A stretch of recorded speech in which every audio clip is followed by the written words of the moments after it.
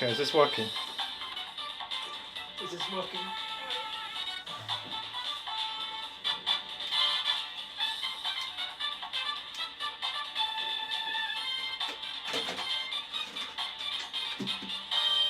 Okay, hello, welcome to the stream.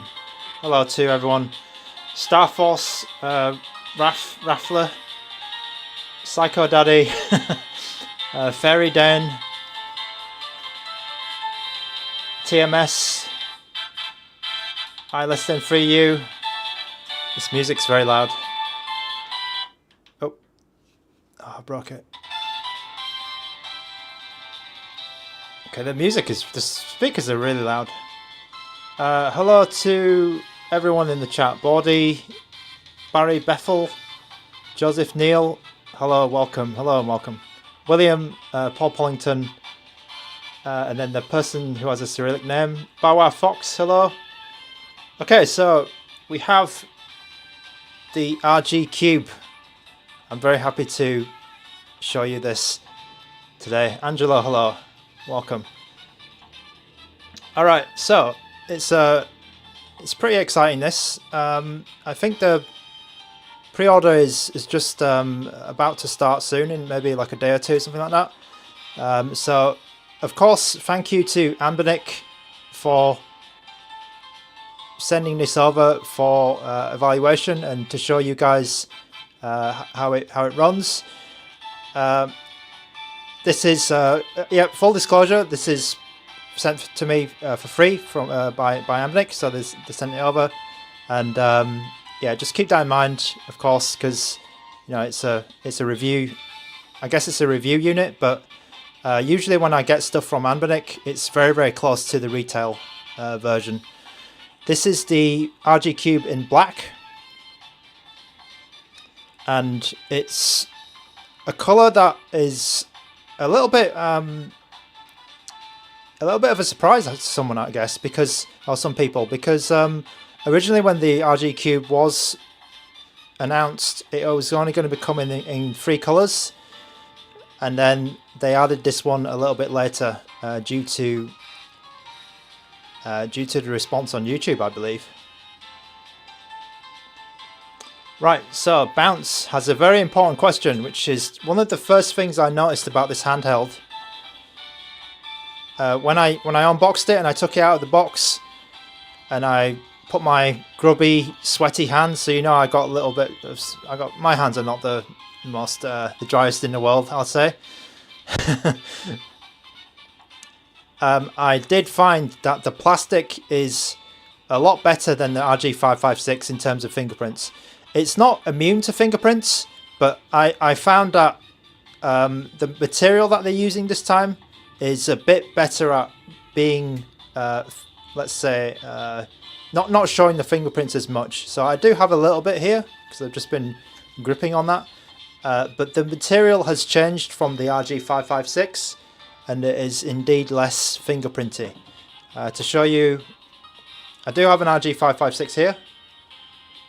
It's a huge one, but this is a bit more slick, and you can see straight away. You know, I'm putting some fingerprints on it, whereas the RG Cube it kind of feels similar actually, but I think it's got a coating or something, so it is less fingerprinty than the previous one. FS, yes, there was a black one announced, and even Retro Game Corp didn't know, because Retro Game Corps, when they got their RG Cube, it didn't have this, the black. So this is a sticker that's obviously been stuck over the original, but this is the new color, or the newest edition. Okay, let's get that back here. Right. Okay, the first part of this stream, I will go through the hardware and I will give you my impressions of. I've only played on it for maybe half an hour, 1 hour before the stream. Mostly like setting up and just messing around. A bit of PlayStation 2, a bit of 3DS. I haven't really pushed this device yet. And then I'll also we'll test a few games later on in the stream with 3DS, maybe some PS2, probably not GameCube or Switch or arcade today. So I will be doing multiple streams on this device, and then we will also compare it to some other competitor devices. So I do have a bunch of devices with similar screens. As you know, the main flagship feature of this handheld is that it has a square screen, and that gives you all sorts of quirky and different opportunities to play games, such as 3DS right now. So on 3DS, normally you play side by side on something like an RP4, Retro Pocket 4 Pro, or a RG556, but you can see here we have stacked screens, which is pretty crazy. Senshin Fox in the chat asks, can this do Switch? Yes, it can do Switch. It can indeed. It's kind of, I guess it's kind of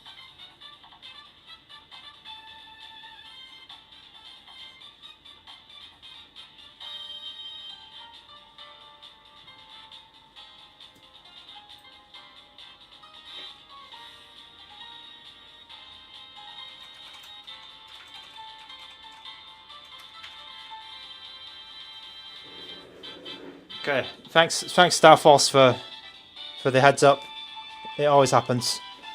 Yeah, did I say Switch and then it I said Switch. I mean, maybe it's the game.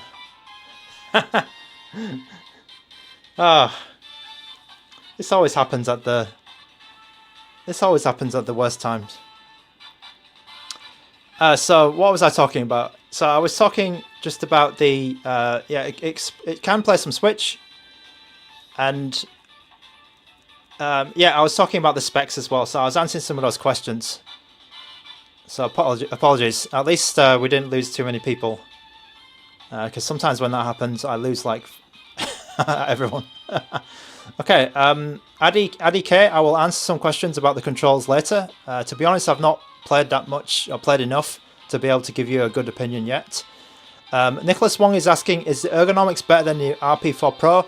Again, I don't have a good answer for you yet, but I will say that it does have those grips, which is, in my opinion, better than the RP4 Pro right now. So I need to play on it some more, but I'll give you a better answer. Gonk, is there word on the price? So the price is on the ANBERNIC website or AliExpress. I believe it's around $150, $160 with the discount. Paul Young, Disorder 556. Okay, so that the two handhelds are pretty similar in terms of specs, so you'll be choosing about the form factor. If you play more widescreen games, then the 556 is probably better for you. Okay, and then all right, so let's come back to the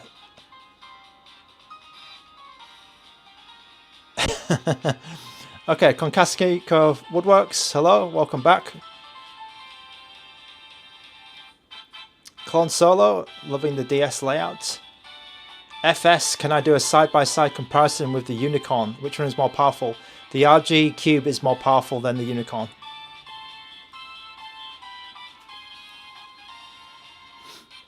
Starforce, it can run Silent Hill 2, but I don't think it can run Shadow of the Colossus. Right, so let's go through this device just for everyone. So let's get everyone on the same page. What the RG Cube is. So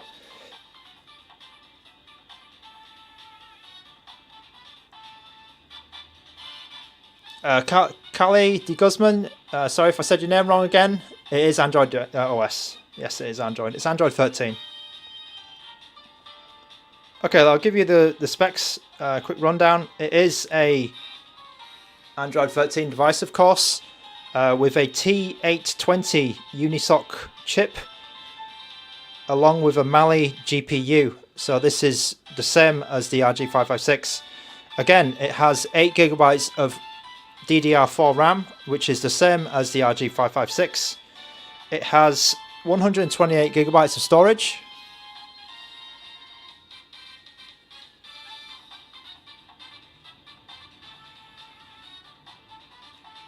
Okay, I think it's just you. The buffer is okay.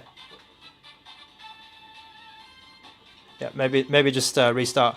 Okay, so William, it will run PS2 around 1 times or 1.5 times resolution. Some games will be able to go to 2 as well. It just depends on what games. But I think Shadow of Colossus might be a little bit difficult. The Ioneer. Okay, and then it has, obviously it has Wi-Fi, it has Bluetooth, it has stereo speakers, so it has down-firing speakers here. It can support 1 terabyte SD cards. It has a 5,200 milliamp hour battery as well. So the battery life, ANBERNIC is saying, is around 7 hours, and it supports 5 volts, 2 amps charging. It takes about 3 hours to fully charge.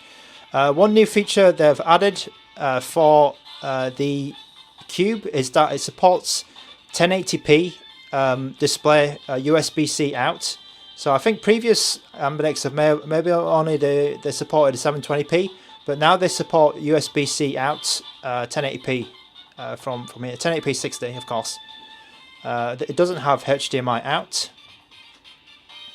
And then also another new feature for this device is the RGB on the thumbsticks. So there's several RGB modes on the thumbsticks, and you can see here I have this responsive mode on the thumbstick. So you can see that the thumbstick is a little bit pink, so I just set that, but when I move in the direction, it kind of lights up in the direction that you press. This is called chase mode. So I quite like this, and I've put this in the channel colors. I think that's actually pretty cool, and this goes for both thumbsticks as well. You have this like chasing RGB. I think this is pretty cool. You can configure those 2 colors to be whatever you want, so you can have an idle color when it's not doing anything, and then you can have a color when you move over. But we'll go into the RGB a bit more. That is actually pretty cool. Pro 630, from what I can feel in my short time of playing, the thumbsticks are the same as the RG556. MDarif006, I've just mentioned that about the thumbprints. I think it's better than the RG556. It's not perfect, but because it's black, but it's good. Peter B, in my opinion, the RG556 thumbsticks were not too bad. But we will. I'll play a bit more PS2 stuff, and we can find out. All right, so. The bounce, does it have a built-in microphone? Do you know what? Yeah, the microphone, I can't actually see it, but I think it does. Let me just check.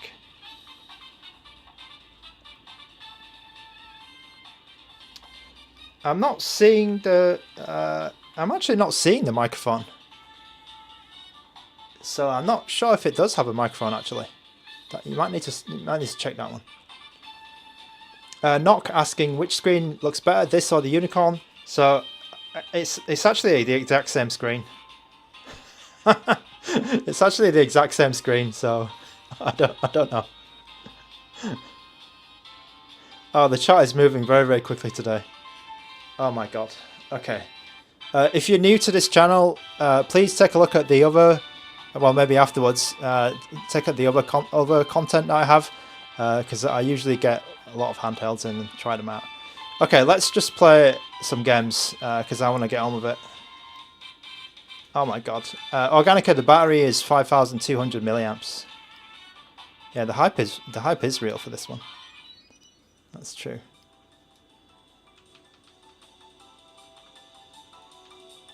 Oh jeez. This won't work at all. It's happened before when I was playing RP4. I mean, you guys, you OGs, you know what's up.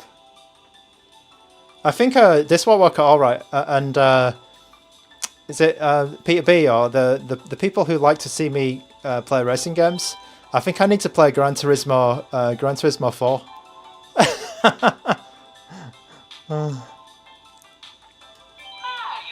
So I'm running at 2 times resolution here for Mario Kart.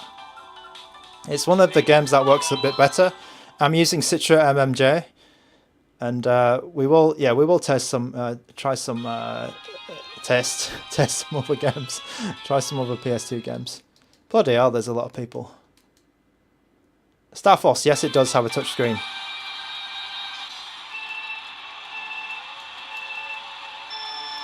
Okay, I'll play a bit of Mario and then I'll give you some more impressions of the controls.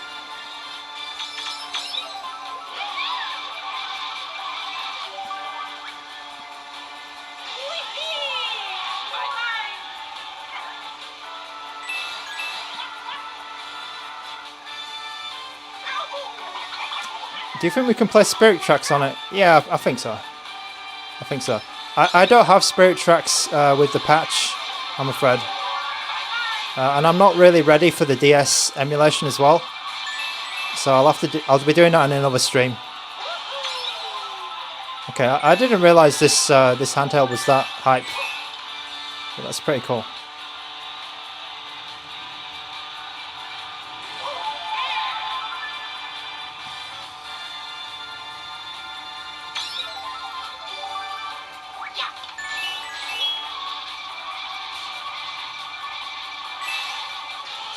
Oh, I went into that banana.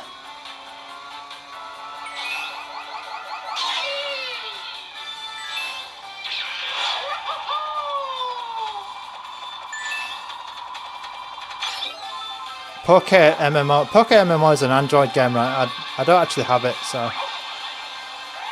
We'll be mainly playing 3DS and PS2 today.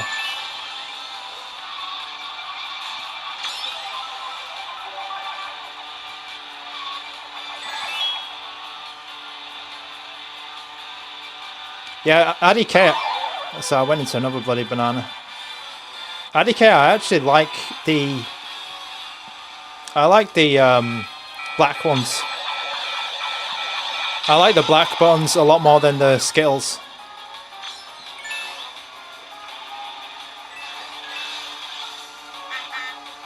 Oh man. Okay. Pro 6, is it comfortable? I'll let you know, Pro 6. I can't really, like, I've only played it for a couple of hours, not even that, so I'll let you know. At the moment, I do feel like it's a little bit more ergonomic than Unicorn, for sure. And it's easier to use the stick than the Unicorn.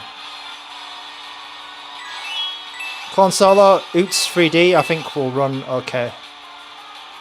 FS, Switch emulation is possible. Retro Lunch, did I get a new Unicorn? I mean, spoiler, but yeah, I've got a Unicorn as well. Rema Retro Game, hello. Chituza Hammer. Sorry if I said your name wrong. The answer to your question is yes. The answer to that question down there. Can it run God of War? Yes. Yes, it can.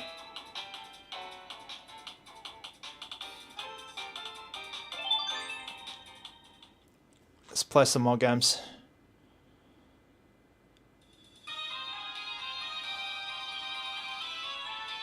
Diary for any Switch games? I can do some Switch games. I can do some Switch games at some point. The screen on this device is good. Is good. There are some issues with dark. There are definitely some issues with some dark content. But yeah, I think when the screen is playing and when the screen is going, it's good. Clone Solo, thanks so much for that message.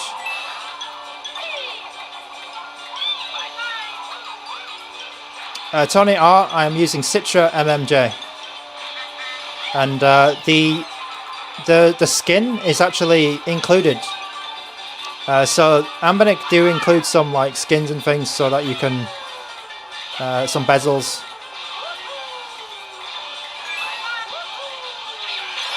Yeah. So Derek, they do give you Derek S. Yes, they do give you some of these little themes, which is quite nice actually, because I don't think you get these. I don't think you get these when you use Citra normally. Monster Hunter XX. We can play Monster Hunter 3. Sorry, Monster Hunter 4 Ultimate.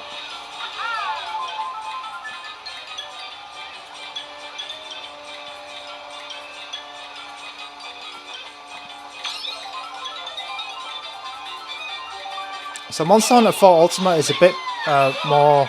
It's actually a bit of a harder game to run. But it does work on this device.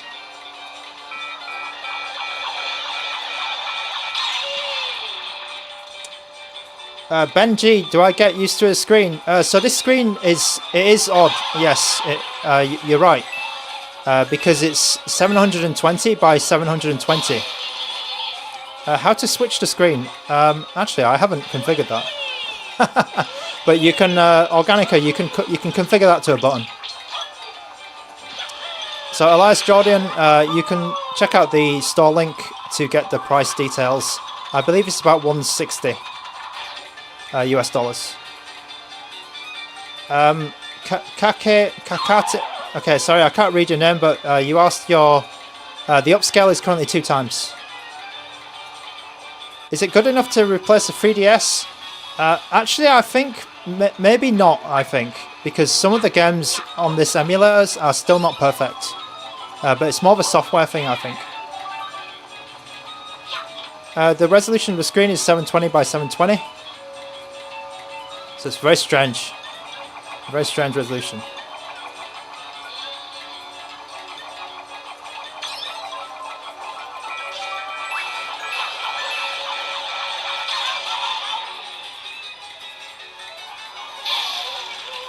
First screen wipe, yeah. Zodiac Curse, welcome back. Ian, hello. Hello to all the regulars. It's a crazy day today. It's a crazy day.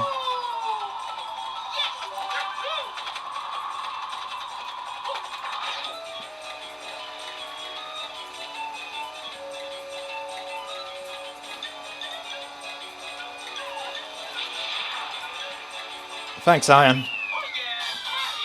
So we've seen this kind of... whoa, that speaker is very, very loud. We've seen this kind of watch count, watches count before when the RP4 Pro came out. When the RP4 came out, it's like 200, 250. So Tony Rosario, so far it's not too bad. Not too bad at all. But I still like the competitor. I do like the competitors. Aragon Frost, what's the max on this? The max on this will be Switch. You can play some Switch games on this. Organica, it's got vents. I'll go through. I'll give you a little tour of the device now. So we played Mario Kart 7. It's running at 2 times resolution. I'm using the Citra MMJ emulator for 3DS, obviously. As I was saying before, I'm not sure if you caught it, but these borders are actually included by ANBERNIC, which is quite nice because I think if you just get the emulator normally, it doesn't come with this this theme, and I think this theme does look quite nice. Deep Profundis, I believe it's just the MMJ one, not the Antutu.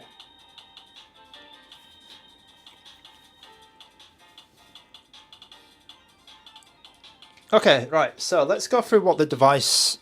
And all the ports, what the device is, and yeah, all the ins and outs, a bit more detail, how the thermals are. Yeah, I'll talk about this as well. Okay, what's the battery life? The battery life is 93%. I started the stream at about 100. The battery and the specifically the SoC, the chip, the T820 is an incredibly efficient chip actually. So I think that the 7 hours estimate from ANBERNIC is pretty accurate. The battery is quite good. It was good in the 556 as well. It was good in the 556. Right, let's talk a bit more about this device. Right, so it comes in 4 different colors. You can get the retro. You can get the, I think it's the Famicom. So there's like a white and white and red one. So it looks a little bit like that kind of color. You can get a pink purple one, a light purple one, and then finally you can get this black one. Aaron Gaming Dev asks, does it have internal storage? Yes, it does. It has 128 gigabytes of internal storage. Right. So on the front of the device here, you have your thumbstick. As I said, it's RGB enabled, so you probably noticed me moving around and it lighting up. I think this is quite a cool feature of the device.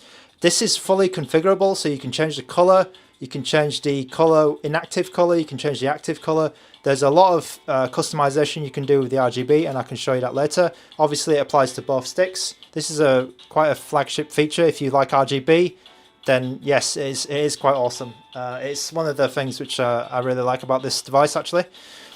We have a D-pad here. So this is a disc-style D-pad, which is very reminiscent of the Sega Genesis. It's not appeared on that many devices, I'd say. The last device which ANBERNIC did it on was the RG Arc, and I think that this one is better than the RG Arc, actually, because the RG Arc I always thought stuck out a little bit, but whereas the height of this one, they got it right this time. I think that the height of this D-pad is quite good. There are some comments about this D-pad being a little bit stiff, and I want to find out for myself, actually. I'll play some, possibly some Super Street Fighter 2 or Super Street Fighter 4, I think it is, and then we can, yeah, we can get an idea of how good it is for fighting games. And also, I think there's a couple of people asking about shooting games. Yes, so we'll try some of those because that's what this device is for. Down here you have an ANBERNIC button, which takes you to the ANBERNIC menu screen. So ANBERNIC have their own front end where you can kind of have, it's like a emulation station thing, but this takes you here. I believe that this button is reconfigurable if you don't want to do that, so that's completely fine. And then this is the home button that doubles as a back button. So you press it for back, which gives you the settings in this emulator, or you hold it for the home screen in Android. The face buttons here are just your standard conductive rubber style. So they're not DOM switches, they're not micro switches, they're standard ANBERNIC buttons. They are glossy, and the travel on the buttons. The travel on the buttons is quite normal for ANBERNIC. If you played with ANBERNIC devices before, or if you've played with, you know, pretty much any controller these days, it's quite a standard button, and I quite, you know, I like standard buttons. I don't really like DOM switches or anything like that. I think these are you know, they're reliable, they're good. I think these buttons are a winner, really. Not really a problem with these. You know, you get what you expect in terms of these buttons, and I like the colorway as well, because on the 556, I actually don't like the color on the 556. I actually prefer these, so that's how they are. I like this monochrome scheme, actually, but then you can change it yourself. You can customize it yourself with the RGB. I like that idea. Down here we have the right stick.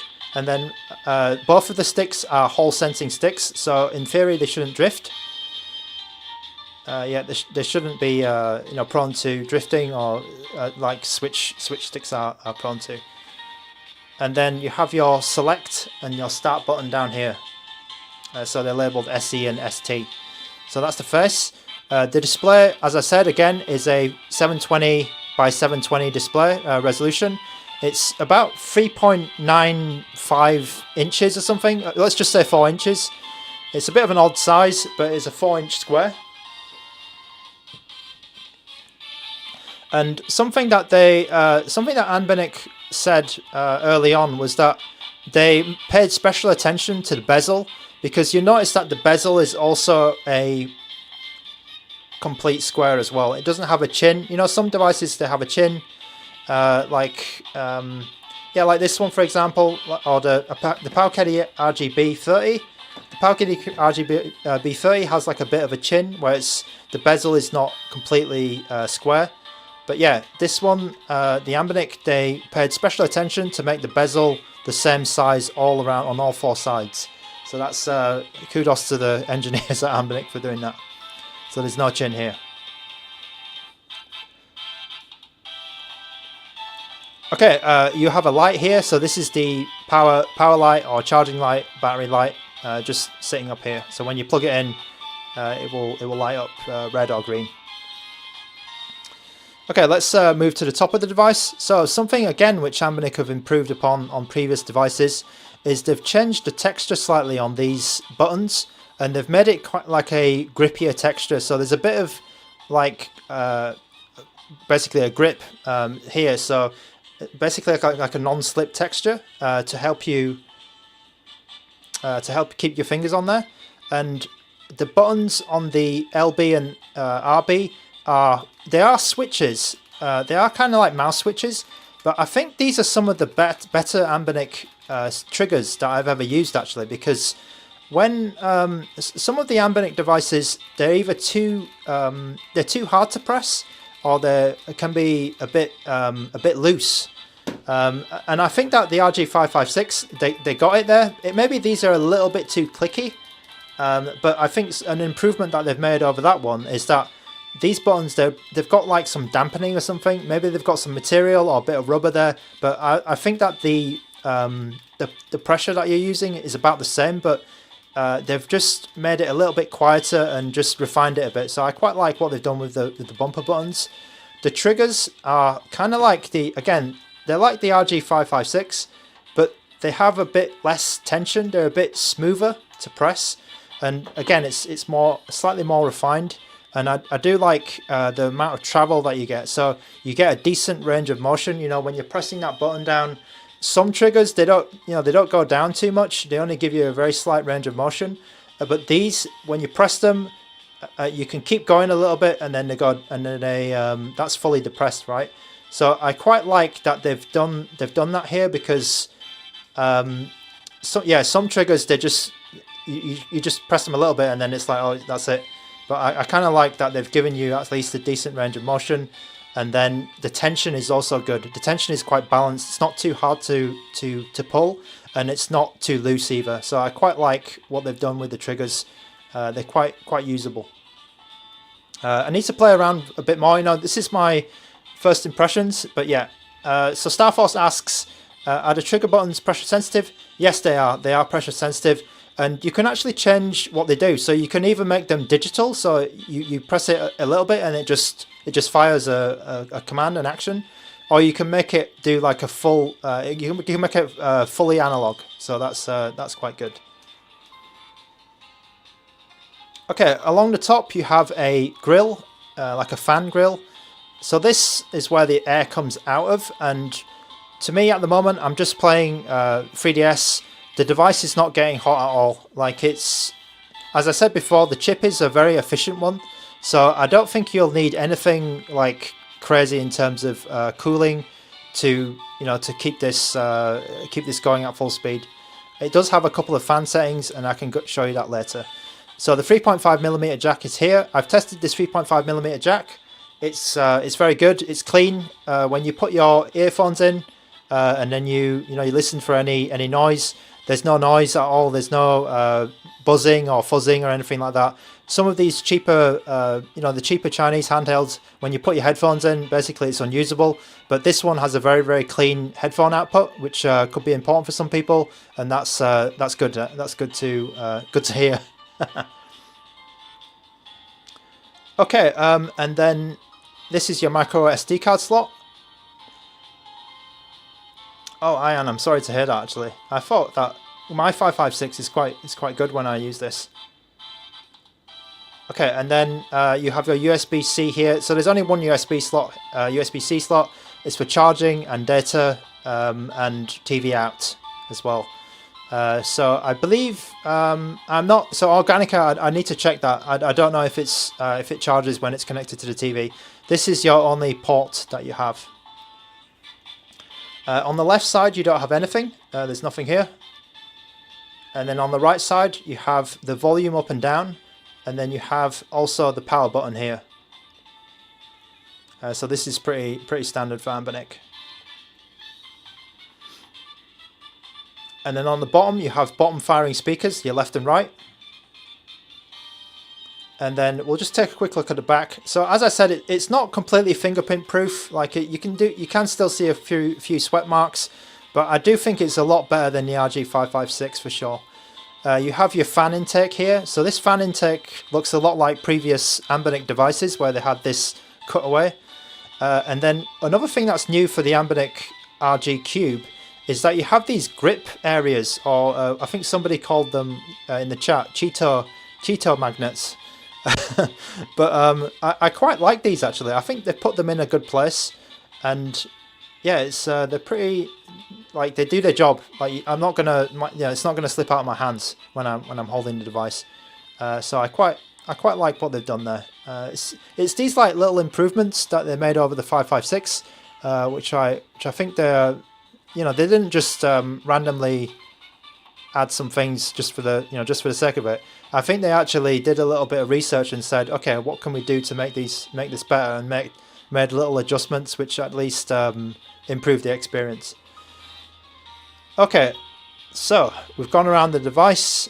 I think that's pretty much it in terms of the specs.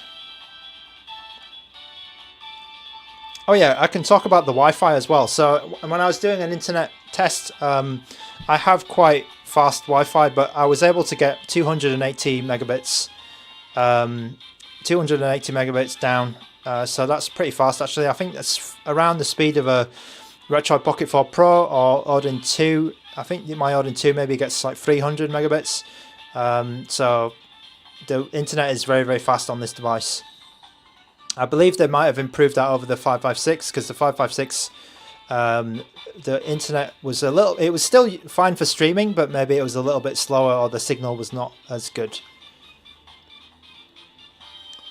Zodiac Curse. Actually, I about the colors. I actually talked to ANBERNIC about having some kind of dark color, because I said to them, maybe it's a good idea to have a dark option.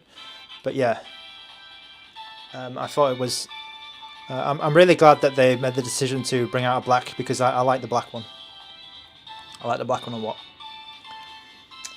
All right. So let's talk about one other thing then. So what time? How are we doing for time? All right. Okay, T820. Yes, it is T820. It is.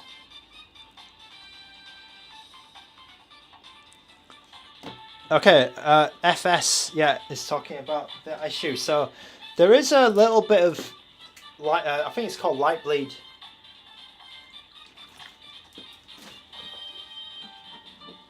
There is a little bit of light bleed FS, but to be honest, when you're playing, I think you don't really see it at all. And I actually saw it on my Unicorn as well. So the light bleed is not really that. I don't think it's a big issue unless you look at the dark, or you're playing a lot of dark games or dark screens. You're just looking at black or something like this. Okay, what I'll do, right, is there's a lot of questions here. Who MyK7 is asking about the performance between this and the D900. This will be slightly better than the D900. And we'll see that on the PS2 games for sure. Sinful Duck asking, does Cube in the name implies it can emulate up to GameCube? It can emulate Switch. It can actually emulate Switch games. So we'll be able to see that at some point. So let's play a 3DS game. Let's play Donkey Kong Country Returns 3D. Because I was playing that before, and maybe we'll try Monster Hunter as well.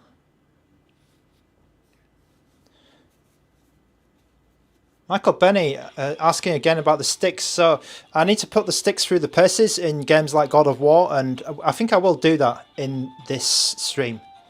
So here we have Donkey Kong Country Returns. I'm running at 2x resolution. I may need to go down to 1x, 1x, but we'll see.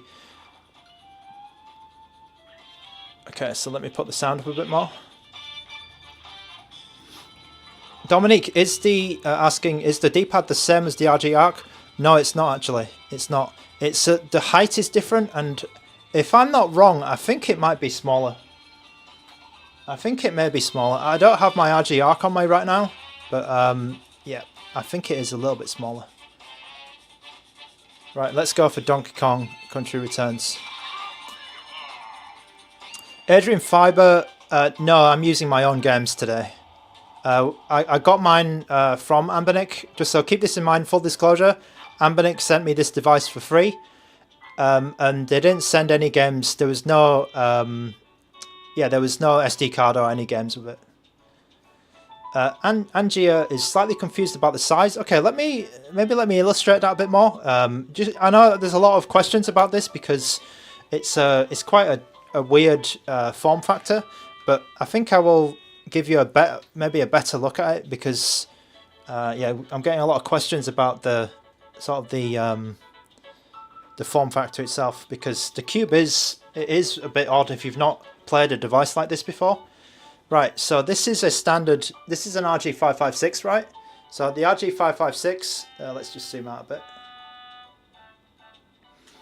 The RG556 is a 16:9 widescreen 1080p device, right? It has a 5.5-inch screen, and it looks like that. Like, this is a 1x1 720p screen, so it's quite a bit smaller, right? So this kind of device is, it is smaller. Can I compare it with a Nintendo? I'm afraid I don't have a Nintendo 2DS to hand at the moment. Zhaochie81 is asking a question, which is one I'm going to answer, is because I have this on my desk right now. So I will compare it to this device, and I will compare it to also this device here, which is the ZPG A1 Unicorn. So yes, so Dominique, I will do that because I have all of the one-to-one handhelds now. I've completed the collection. Okay, so here we go. Here's a side-by-side with the RG556. Let me try and do this. So the RG556 is on the left and the RG Cube is on the right. That's for your side view. So you can see that the 556 is a bit thicker. Okay, here we go on the other side. It's probably not that much different. Here we go. I'm going to try and hold these. Okay, I'm going to have difficulty doing this, but I'll do this. So that is straight on. So the 556 is kind of chunky, isn't it? I'm going to be careful not to drop these. Okay, and then from the top.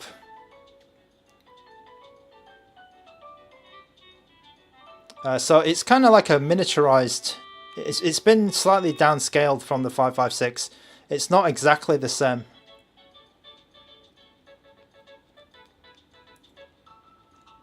Right, and then the bottom as well. I'll try and do the bottom. Oh. Okay, here's the bottom.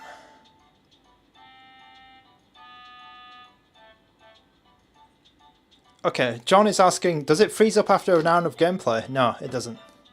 It doesn't. Right, so the 556, I really like the 556. It's a very good, like, if you don't know which ANBERNIC to buy, and you're kind of confused by all the devices, and you have a budget of that sort of range, the 556 is a good buy for $150. I believe it's cheaper now because I think it's on sale. So I think the 556 is actually a really, really good all-round handheld. Okay, young Kyo Stark, I've just got this device, I'm afraid. I've just got it today, so I can't...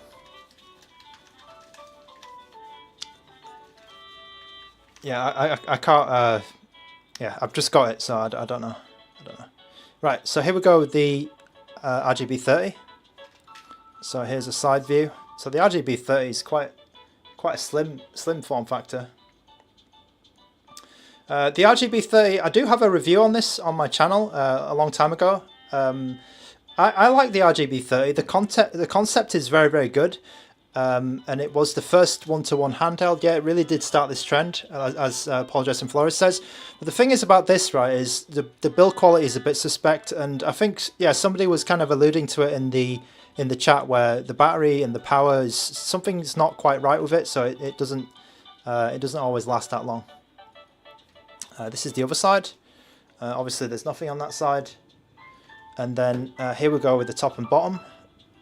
Here we go.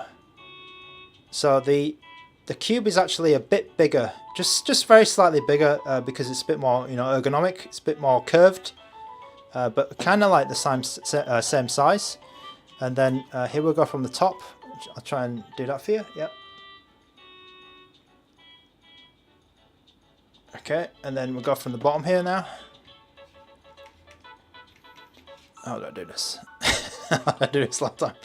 Okay, here we go. That's not comfortable at all for me. But you get the idea, right? Okay. So the RGB30, yeah, it is what it is. The RGB30. Yeah, we respect the RGB30. Fair enough.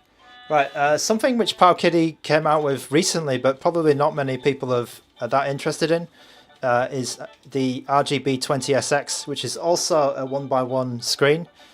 So this is the Game Boy format. This is not really I guess it's not really a big comparison, or a too relevant comparison, because it's not, you know, it's not horizontal. But I'll do a side by side just to let you know how thick it is. And yeah, that's what the RGB20SX looks like. It's the Game Boy format. I think it's the only Game Boy format one-to-one, 1x1 handheld. And then finally we have the biggest competitor to the RG Cube, which I also have, which not many people know about actually. This one is called the ZPG A1 Unicorn. So this is a device from a different company. It kind of looks the same in terms of the design idea. You know, you have a one-to-one screen and then you have the analog stick on the top. But this device is actually quite different. The one on the right, the ZPG. And then we'll go through a little size comparison now.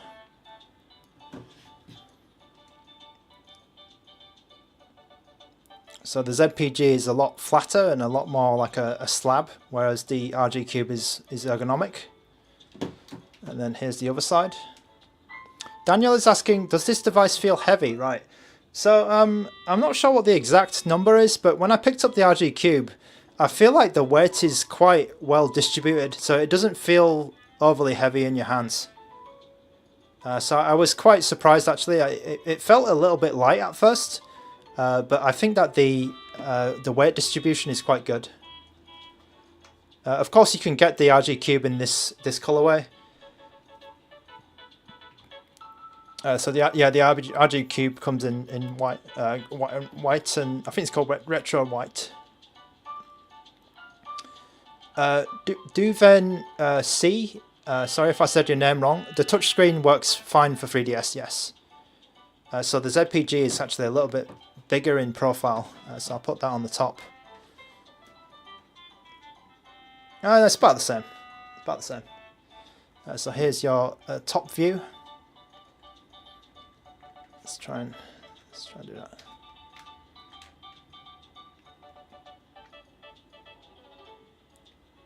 Okay, this is not great. Let's try that again.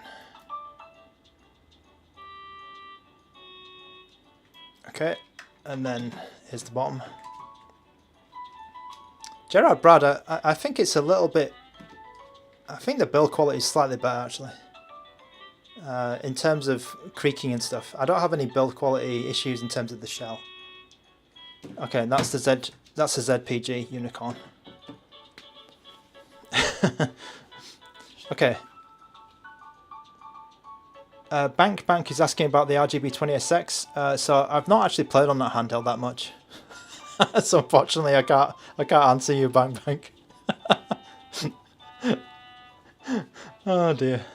Anthony, I do, but I think this stream is I think there's too many people today, so it's a bit because Anthony S, I usually only have like 50 streamers or something, so it's like 50 watchers, so it's a bit crazy today.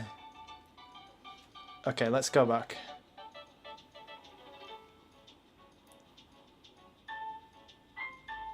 Okay, I'm gonna play some Donkey Kong. Just so you get an idea a bit more of the 3DS performance.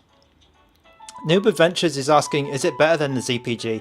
I think over the next couple of days I'm gonna I'm going to find out, because I've only had the Cube for literally a few hours, so I don't have a good grasp of if this device is good or not.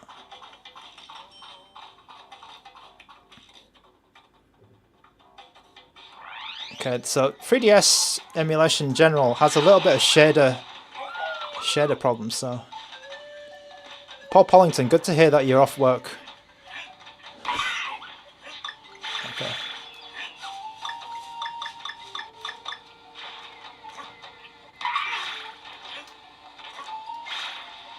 Okay. There's a little bit of stuttering from the shaders, but it's not too serious in this game actually.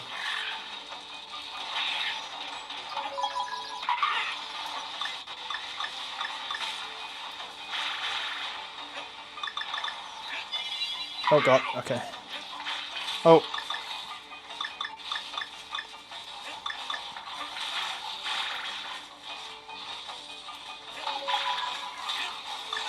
Oh, oh no. I will say the sound is quite good.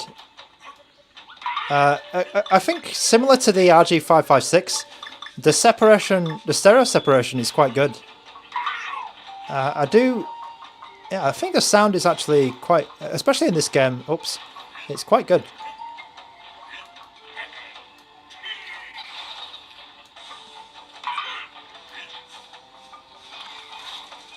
Alright, let's try this. Oh, bloody hell. Let's try this again. I think I'm going to have to play Gran Turismo in this stream for you guys. It's one of my go-to games for PS2 emulation, so we'll do that. Okay, I'm just going to try not to get killed, because I'm playing in front of like 200 people here. I'm going to get.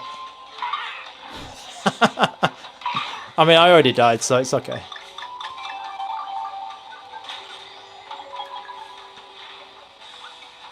Okay, what's happening?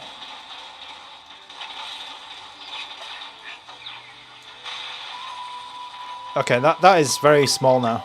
That is kind of small to see. So, I mean, if you're playing this with the screen up to your face, I think it should be okay. Dwayne C.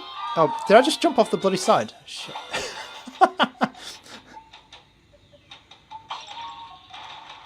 Okay. I will change game because I just randomly jumped off the side. Okay, yeah, that's Paul Pollington. That's a good suggestion actually, because I was gonna play some fighting games. So let's try and play Super Street Fighter. Where is it? Super Street Fighter 2. Because I want to use this D-pad a bit more. Because I've not had a chance to play on the D-pad much. To me, the ergonomics, right? Adam S. To me, the ergonomics, they're a little bit different from the Unicorn that I was playing this week, because it's more of a stick. I feel like it's a stick first device rather than a D-pad first device, because my thumb is a bit more natural on the analog stick here. I will say that about the ergonomics.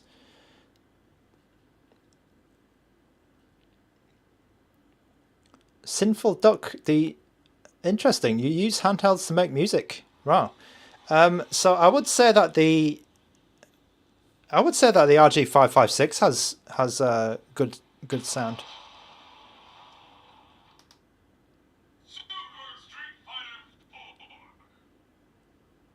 Zodiac Curse, can I remove the D-pad? Yes, it's possible actually. It is possible. The bezel, you can just turn it off.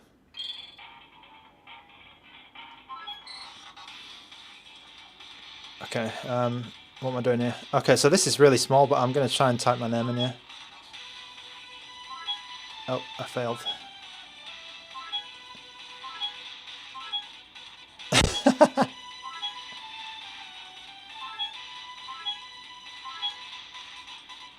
Okay, I'll just put 4.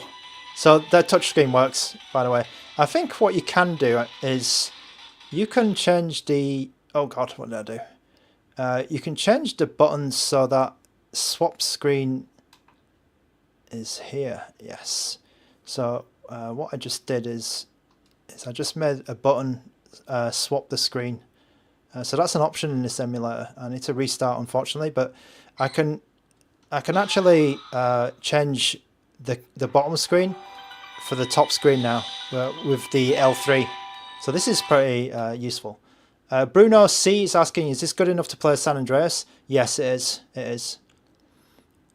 Zhaochie81, can I enlarge the keyboard? So what I usually do, right, is I will press this to swap the keyboard to the top and do my input and then swap back again. But what you can do, what you're asking is, can I stretch the keyboard? Yes, you can. You can. Emon JJ, can I compare the screen size with 3DS? I don't have a 3DS. I have a new 2DS. So what I'm going to do here, I'm going to put the keyboard up there instead, so it's a bit easier. And then I'm going to try and type my name. So it is a lot easier, obviously, than using the bottom screen. And then I can swap back again. New Adventures, can I connect it to a TV or monitor? Yes, you can, but from USB-C. Okay, so there's actually a little bit of a emulator issue there. Okay, let me just do some of this stuff. Just take a moment.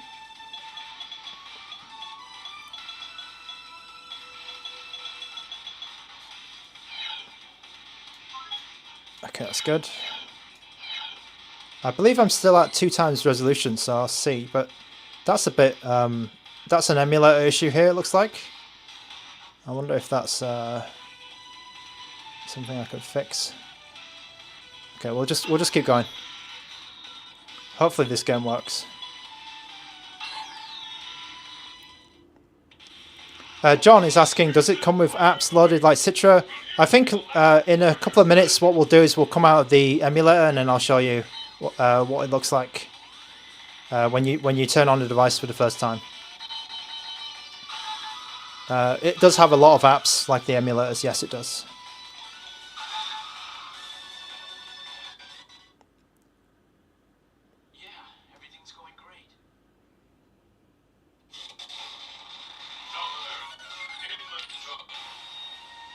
Can it play Kirby's Air Ride on GameCube? Bobby C. I'm pretty sure it can, actually. I'm pretty sure it can.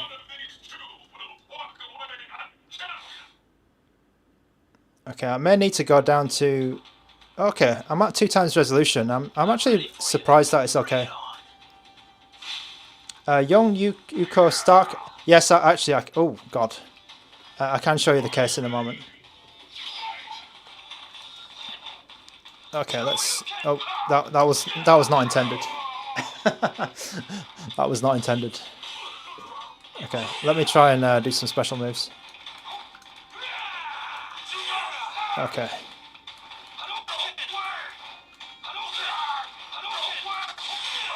I'm going to just try and do fireballs from the left side.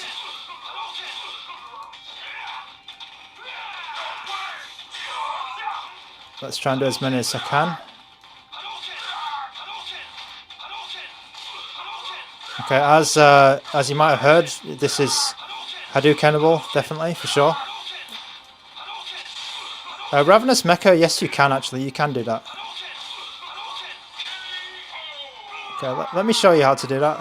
Ravenous Mecha, what you can do is you can come down to the emulator here and press this button. It says custom layout, and then basically you can change the layout as you want. Okay. Yeah, so that's the way. If you don't like the bottom, the way it looks, you can just stretch it out. Okay, let me try and do some dragon punches from the left. Oh God.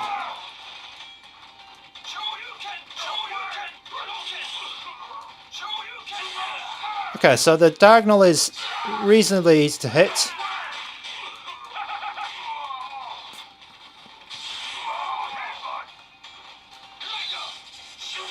Oh, that was a waste. Okay, so the D-pad The D-pad is quite good. I'd say that the feedback on it, the feedback that you get from it is quite... it is a little bit stiff. That could be because it's brand new. You do get some quite sudden feedback from it. Like it goes down. There's not much pre-travel and there's very little post-travel, so you can just press the rubber down and then that's it. You know, there's no like halfway.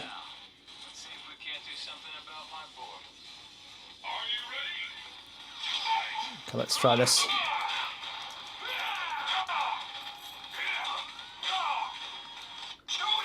Which press buttons feel better? Interesting. So I like this style of button, but I do think that the Unicorn is coming up with like a interesting style of button for sure. So I think I need to play a bit more with these buttons just to make sure that they're, you know, as good as usual. I think these feel more retro. I'll say that because the Unicorn's buttons are quite. The Unicorn's buttons are quite like modern feeling, let's say.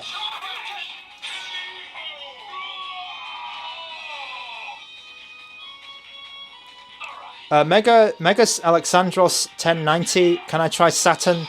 I will do a Saturn stream. There's been a couple of people asking for Saturn streams, and I will do that at some point.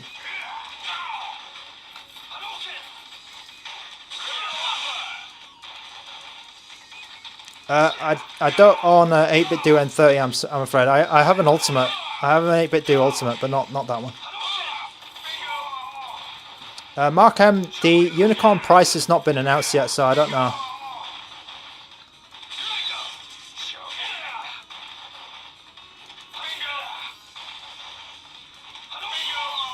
Oh man, I'm getting smashed here.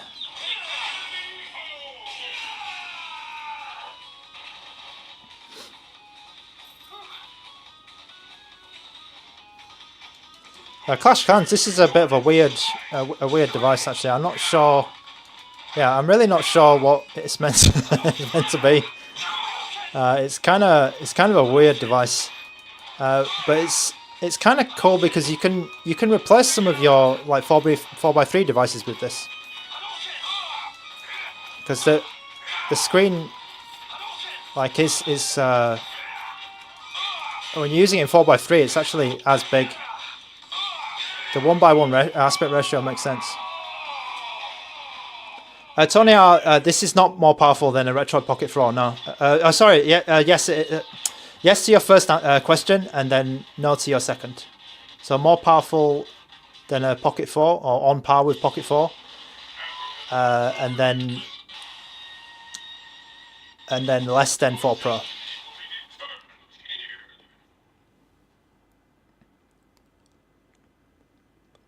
Anthony S asking, why would you get this? Okay, so I mean you can see the size difference, right? The size difference is quite big.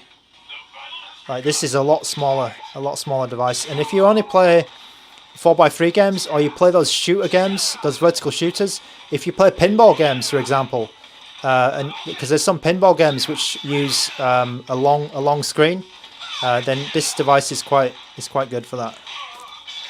Okay, I'm really getting beaten up here, so I need to concentrate. Some people asking about European availability. This device is not out yet, so the pre-orders are coming up soon, I believe. The device is not available for sale just yet. Zauchie81, it's 1080p output from USB-C.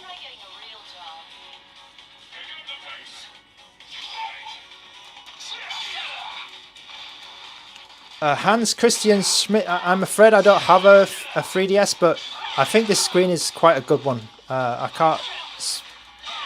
can't give you a good answer on that on a 3DS, but I think that this for sure is quite nice. Cal OXE, Chains of Olympus will work fine.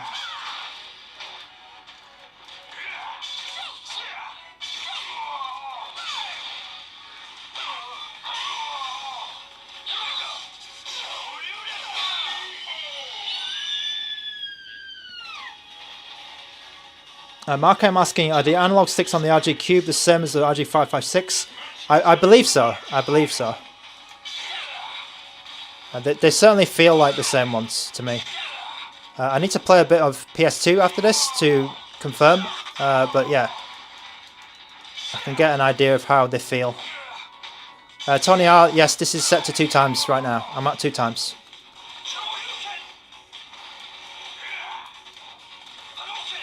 Andrew38, welcome to the stream, welcome back.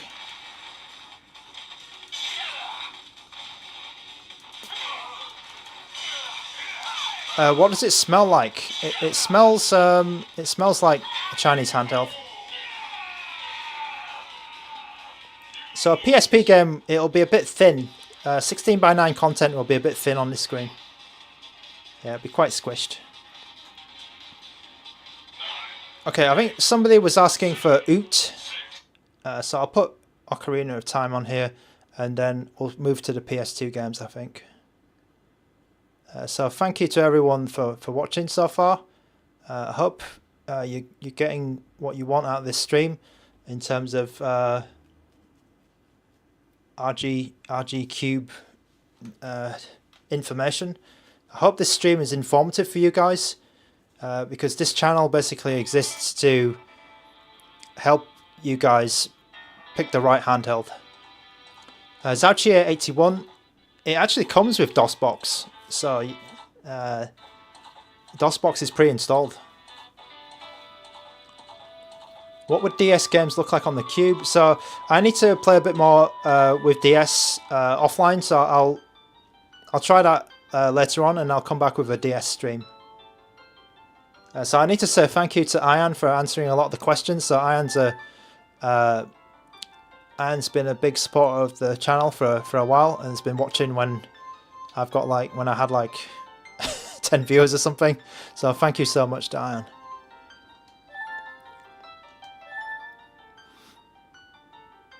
Rodrigo C, I'm playing at 2 times resolution here.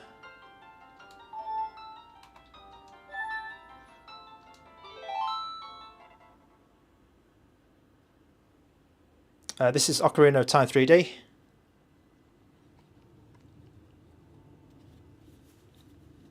Okay, Chezio Hammer asking about the heat. So this device is not hot at all. Like it's barely warm. It's barely warm. It's not even, yeah, it's cold. Actually, it's cold. I can feel like a very, very slight bit of warmth on the left-hand side of the device, like here, like around here, but it's just barely, like it's ice cold actually.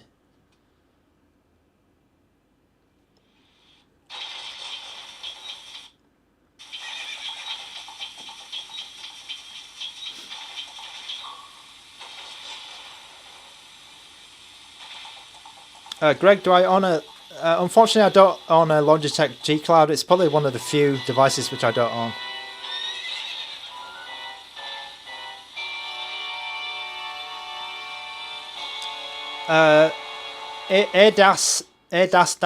Ass.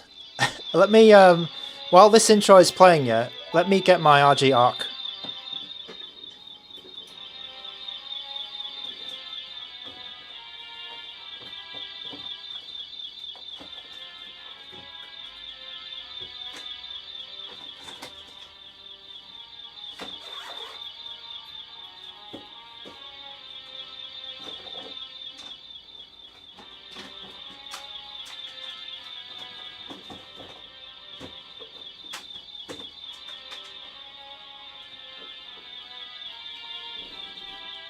Okay, I've got my RGR. I've got another couple of handhelds we can do. I don't have a Steam Deck, so I won't know about that.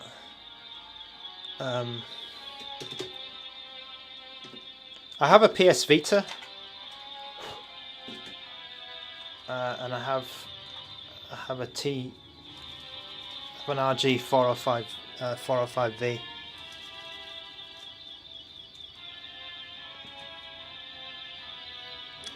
Okay, so here's an RG Arc.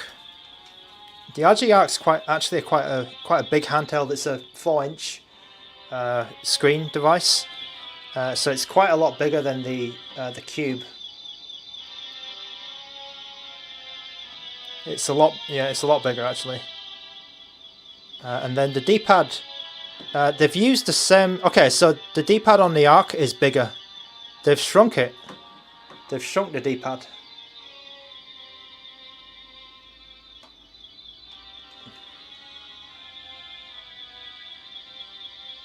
It's been, I'd say that's a good, that's almost, maybe almost like 50% smaller, maybe like 40% smaller. The Arc is actually, yeah, the Arc D-pad is actually a lot bigger. So you can see that on my thumb there. And then when I put my thumb over this, it's like almost covering the, it's covering the top.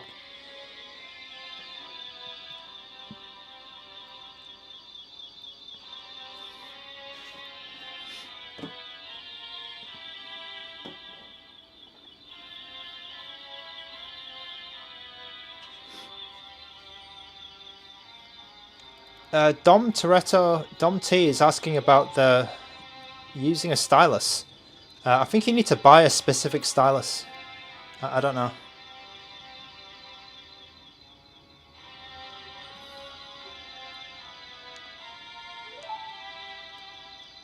Oh, Jun Yong Xing. Okay, so I have an RG 405V here. Mud Noodle is asking the charge port also to display out. Yes, it is. It is. Okay, I need to. Okay.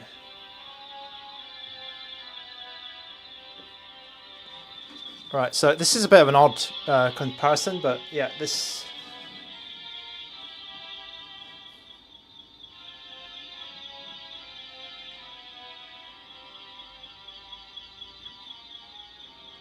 So Jun Yongshin, I'm assuming you're from Korea. Thanks for watching from all the way from over there. If I'm not if I'm assuming wrong, then I apologize.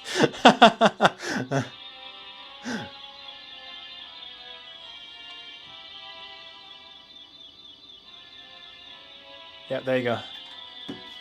It's 4x3. The RG 405V is quite a lot bigger. The screen. Iron Atalin, the 405V is a little bit worse than this one.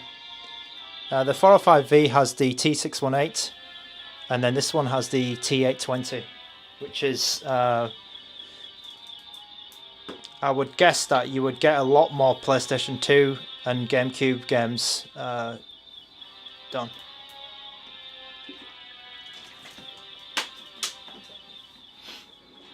Okay, has the size... unfortunately, Ed F, I don't have a RG 405M. Unfortunately, I don't have a Win 600 as well.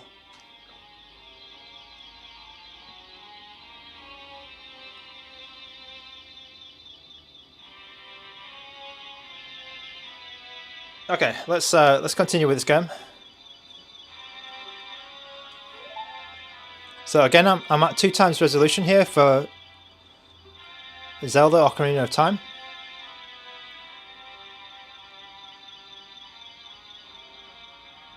Sakamoto Neko, I think that might be possible. It does have 8 GB of RAM, which is quite useful for that purpose. So I think it might be all right.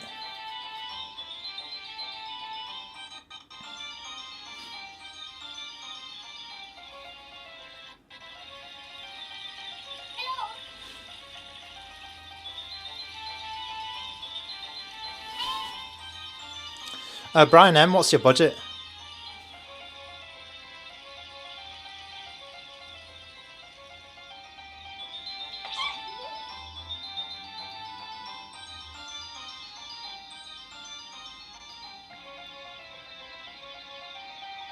Nick Y, Sega Saturn emulation is possible, but I think that Sega Saturn generally is a bit hard to do. So there might be a chunk of games which don't work. I'm not a big Sega Saturn expert, so I can't give you a good answer. I think it's definitely possible, but the game that you want to play might not be good.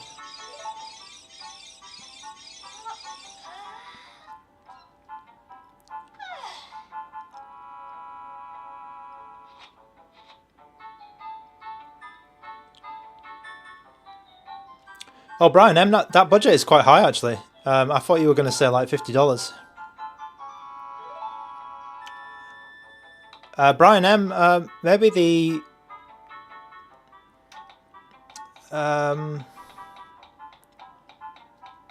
I think you could pick up some good offers right now on some of the other lower ANBERNIC products.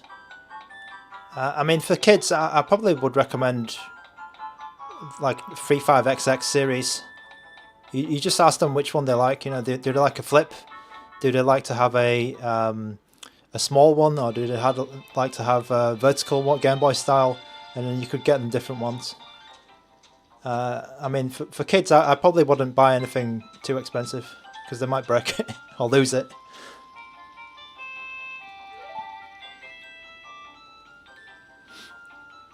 Is the screen too small? I kind of I get what you're saying, but it's. I think so it's a bit small for me actually because I'm sitting about 30 centimeters away from the screen. But I think if it was closer to my face, I think it would be perfectly fine.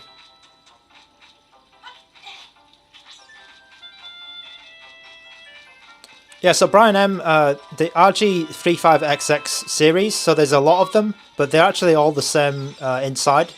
And then it's also like, in terms of maintenance, it'll be easier for you, right? Because you know what the operating system does, because they'll all be the same. So you could maybe ask your kids, you know, which style do they like? Do they like a Game Boy style, horizontal style, or whatever? And then you can go from there. Oh, bloody hell, I keep...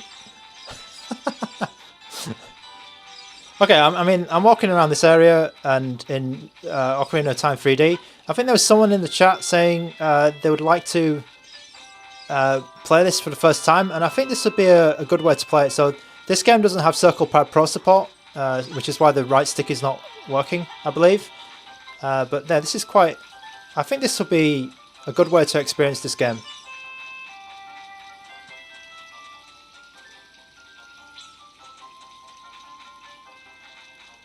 Sakamoto Neko, is it confirmed to be using Hall Effect sticks? Yes, yes, it is.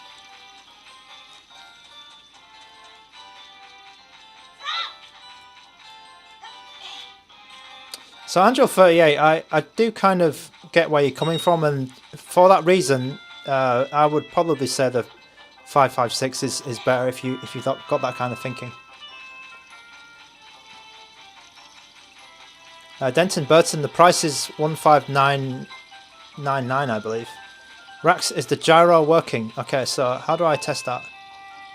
Yeah, it's like this, isn't it? Okay, so I hold this button and then give you some gyro. Is that it? Oh, it is kind of working. So I may need to recalibrate it, but it does kind of work. It's a bit odd actually. Okay, I need to try that out, and maybe there's some calibration I'm missing, but it does. I think it needs calibrating, but it is there.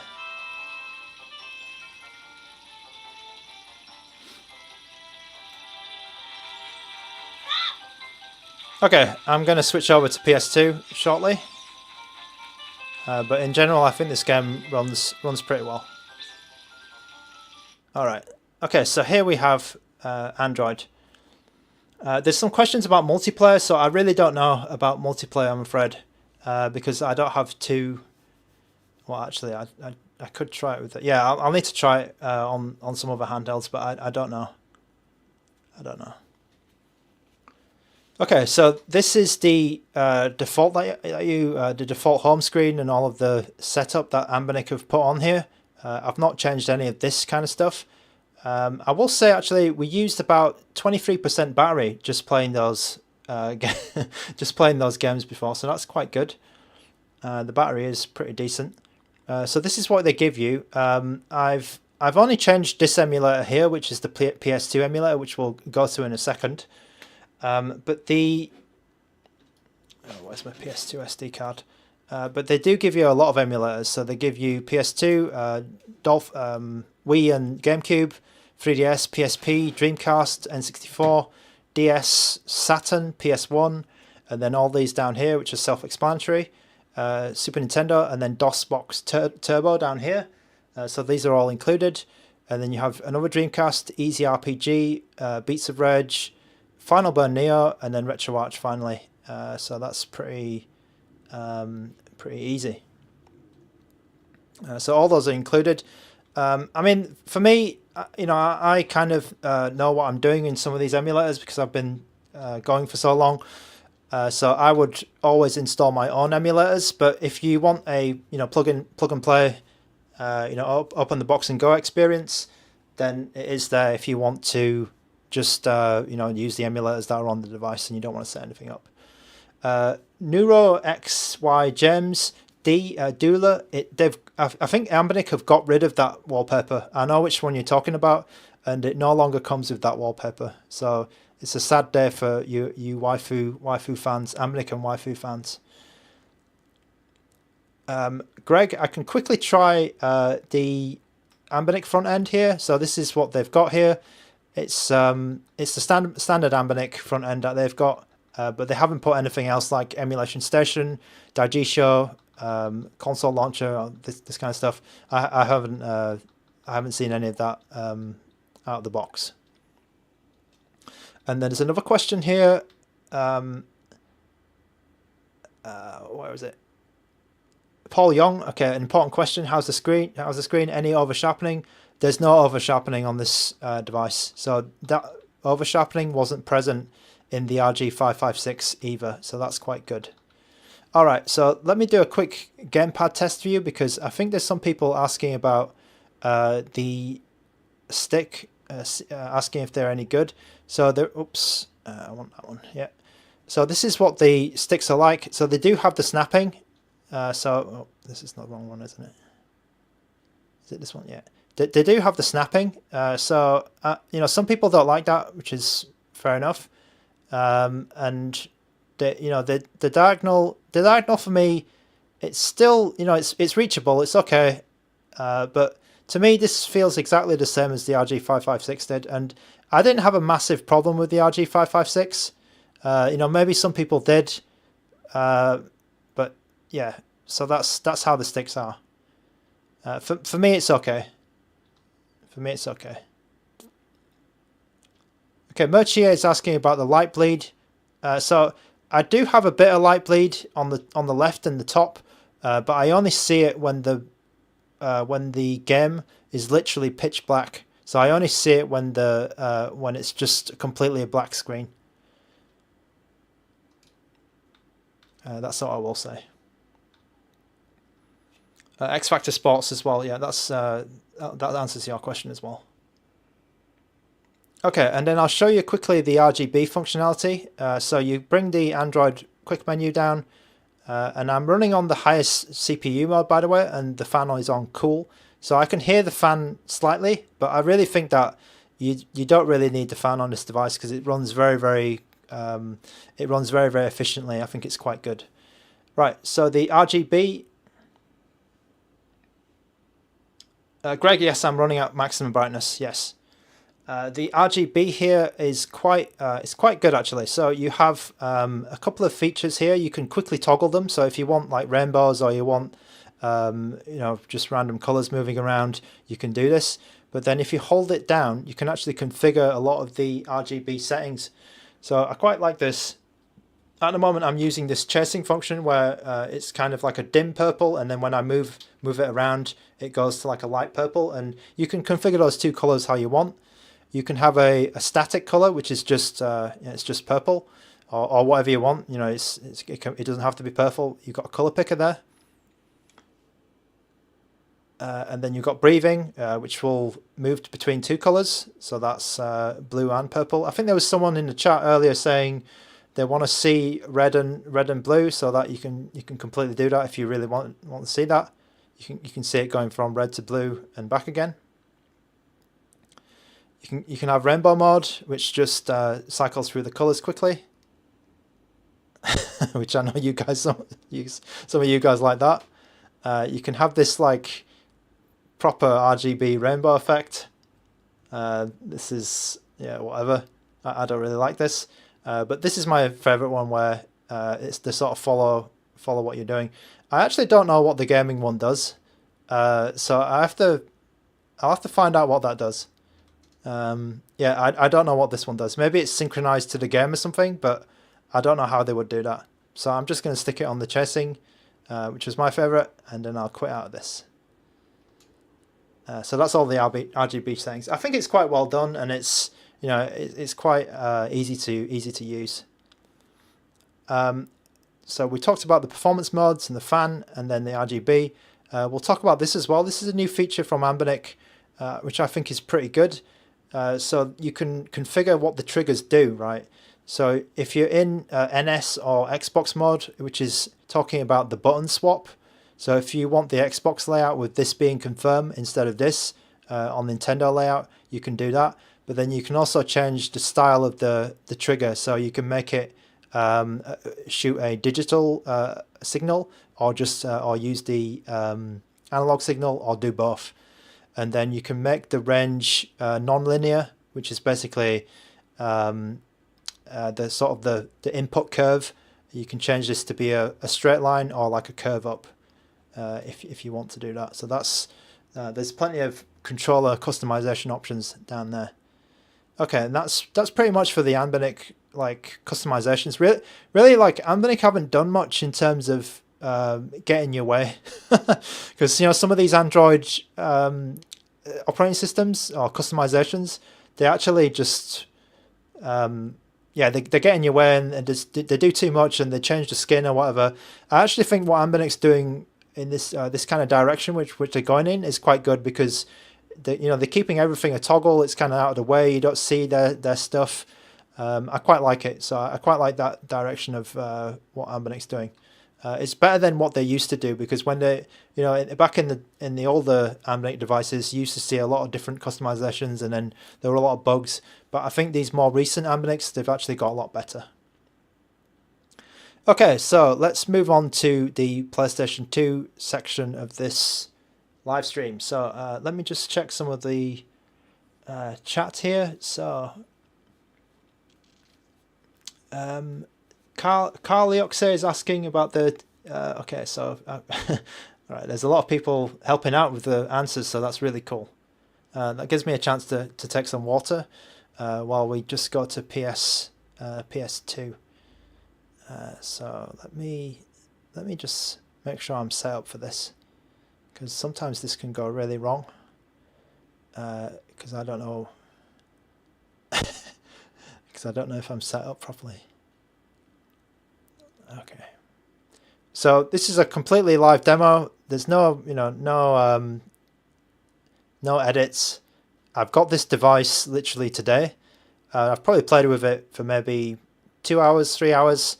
It's a very hot live stream, and I like doing this because you guys get my first impressions, my feeling of getting it out of the box, showing you guys, and you get to see all the things that go wrong, all of the hilarious things that also go wrong in these streams. So we'll make sure that you can see all the stuff like the FPS, and yeah, we'll do some PS2 testing in just a moment. Tony R is asking, what PS2 emulator am I going to use? I'm going to use NIFA SX Classic for this device, and that's the one that I recommend. So if you find NIFA SX with an N, Classic, to me that's the best one to use on these Mali devices. So all devices that are not Snapdragon, I would use this. Okay, I'm just bringing up the FPS counter a bit so you can see it. And then we'll put this on, and I'll give the screen a wipe because it's getting a bit fingerprinty. And we'll be away. We'll be on our way in just a moment. I'm just making sure I've got my default settings up, and then I will do some setup here. No widescreen, of course. And all this is good. My games are there, my BIOS is there, my retro achievements. Retro achievements sounds good, I'll do that.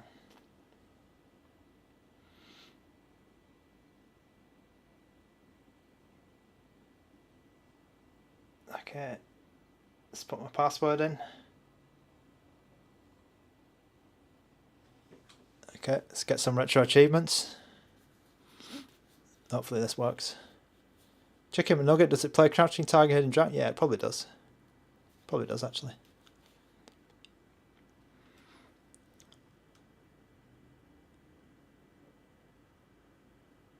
Okay, right. So I'm using retro achievements as well. So this device supports retro achievements. This emulator supports retro achievements, which is good. And then I'll just make sure my controls are working. Oh, nothing's done. Okay, so we'll make sure this is all good. So I can properly crash the car. Gran Turismo. Okay, here we go. Left bumper, left trigger. Okay, so I'm configuring it as a digital trigger here. I should probably do it as an analog actually, if I'm playing Gran Turismo.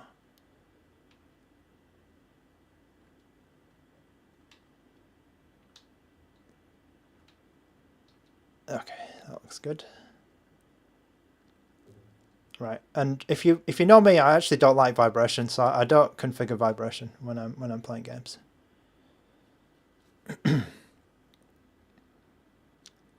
Okay, that's all good. Right, so this is Gran Turismo 4.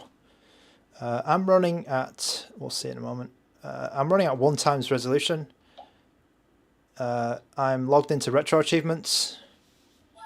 Not that I'm going to get any achievements, but let's go. Welcome to Gran Turismo 4. Okay, if you're a fan of this stream, you'll know what's about to happen in Gran Turismo 4. Oh dear.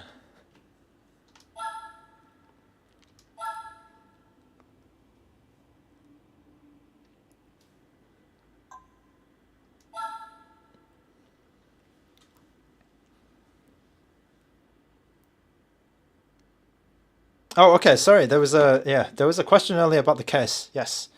So while Gran Turismo 4 is starting, this is the case that they sent me. It's a bit big on the screen, but I don't know what's it, Matt.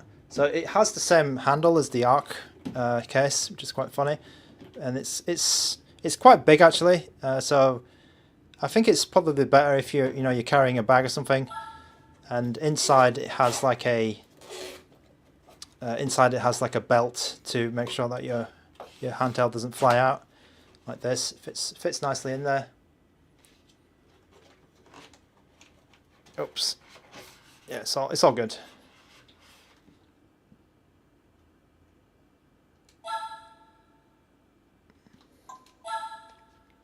And then you've got a space for your cables here. Sorry, I forgot about that earlier.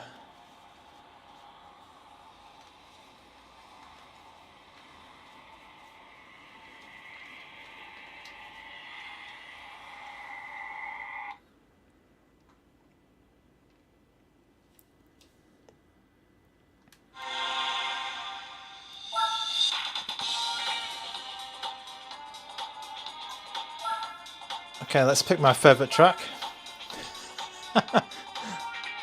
Anthony S, I have not tried Burnout 3 yet, but I believe that game will work.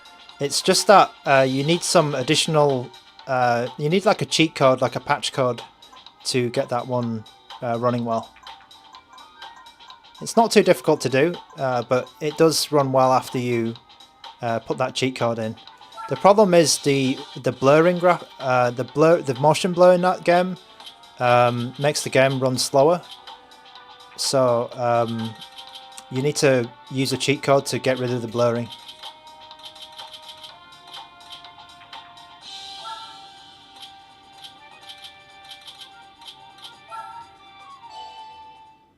Brian S is asking me to play Halo. So unfortunately, you can't play Xbox original games on this device. It's very, unfortunately we don't have the emulator for it. It doesn't exist.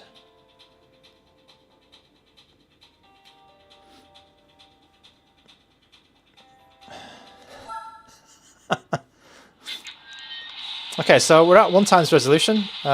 This intro is actually running okay because sometimes Gran Turismo slows down in this, when it's showing a lot of cars in the replay mode. So that's actually quite a decent showing at the moment. I may even be able to go 2x, but I will leave it at this. Okay, so I'm gonna try. Yeah, I'm gonna try and do this properly. Oh god. Oh shit. Okay, I didn't mean to do that. That corner comes so fast. I mean, you guys. Okay, I apologize. I apologize. I mean, like, you think it's a meme, yeah? But I honestly don't. Oh shit. Oh. I honestly can never see that corner coming. Like, I just don't break in I don't break in time. It's just something about that corner. I never get it. I wasn't doing it on purpose, honestly. Oh man.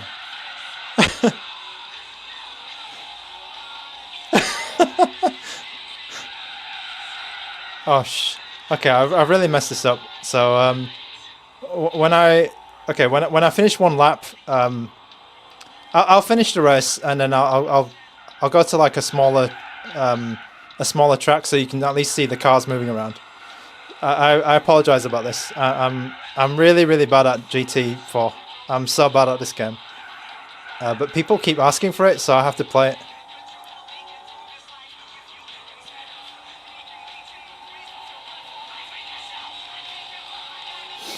Oh my god. Okay, the corner's coming, right? The corner's coming. Oh shit. Okay.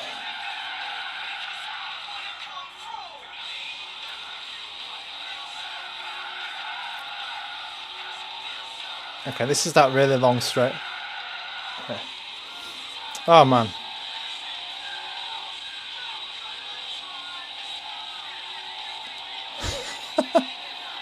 Okay, where is this corner? Where do I brake? Oh not there. Where the hell do I brake in this bloody corner? Oh my god. It's like, okay, so I get distracted by the TV in Times Square. I get distracted by that TV every time, right? So I'm gonna brake early. I'm gonna bloody brake. Okay, then you see the corner, and then I'm just gonna go around the corner at 40 miles per hour. Okay, I made it. Right, bloody hell. Oh my god. Because I think it's because I'm always looking at that TV on the left side, and seeing like seeing that rendering bug, and it always gets me. Okay, and then this one, right? This one, the sign comes up with those green triangles, right? Or those green. Oh bloody hell! Those green signs, yeah, tell you to turn like way too early. Oh, and then this one I'm just bad at. I'm blaming the road signs. The quality of the road signs is poor. The signage.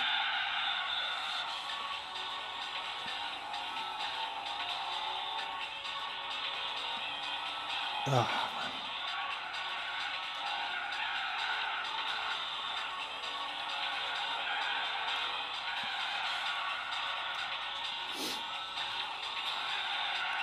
Okay, I got to finish. I can finish this. Right, and then I'll go to like high speed ring or something, just so you can see some cars.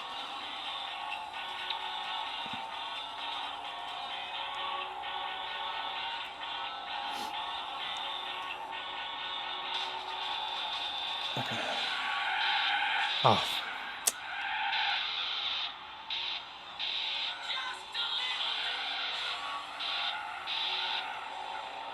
Okay, let's complete. I gotta dodge that pit. Make sure I'm driving on the left.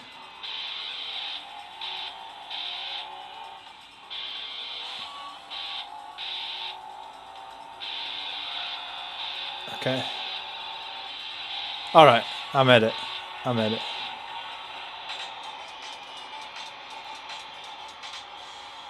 Oh man. Okay, so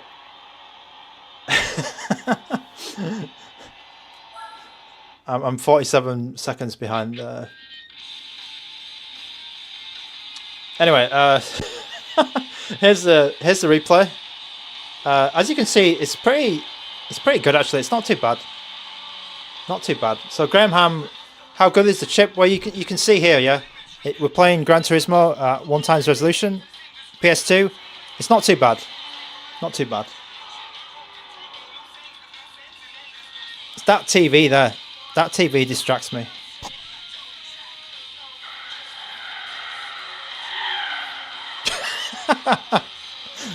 All right.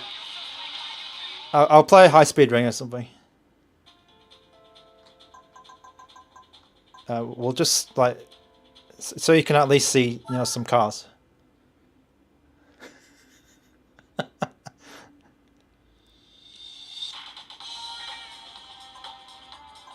Where's High Speed Ring?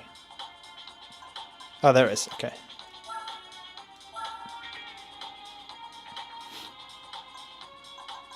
Okay. Can I? I'm gonna pick like a slow car as well, like a. I'll just pick like a normal car, just something that I can get around the. Yeah, like a Honda Civic. Okay. No, that's too old. That. Okay, like a Civic Type R. That sounds like a normal. That looks like a normal car. That's not gonna crash.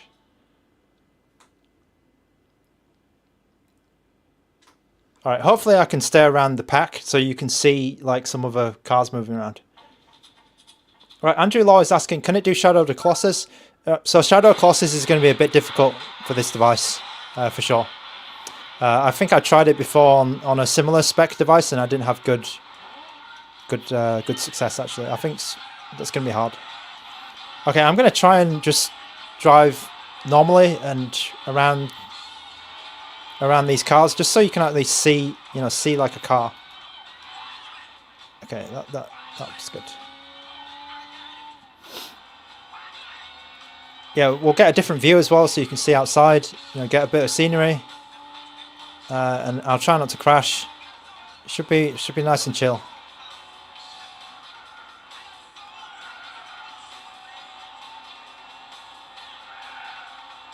I won't drive too fast, and then hopefully I won't crash into anything either.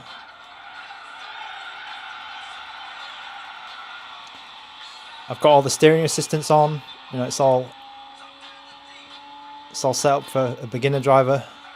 Oh, sorry, mate. Sorry.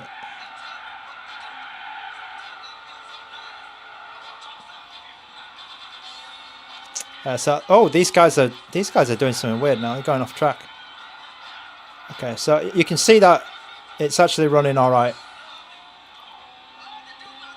Got a nice mix of scenery. It's all good. It's just a drive in the countryside.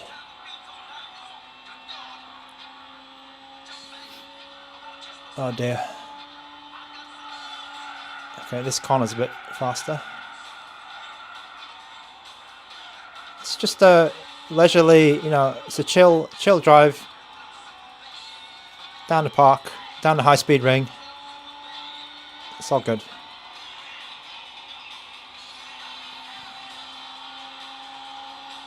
Okay, I'm not going to go too fast. Not going to go too fast. Not going to slip. Not going to slip on the other side of the road and into my death.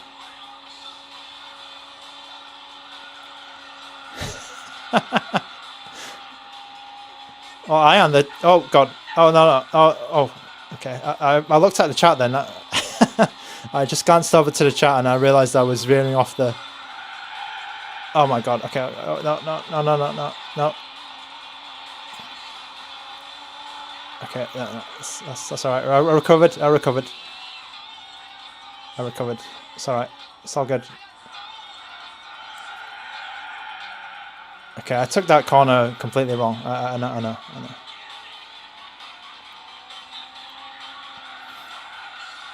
Oh, that guy took that corner wrong as well. Look at this guy.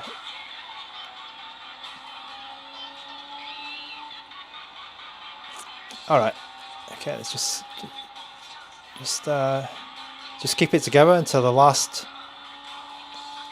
Last few more kilometers, or last few more meters. It should be all right. Just get around this corner. Okay. So the home straight.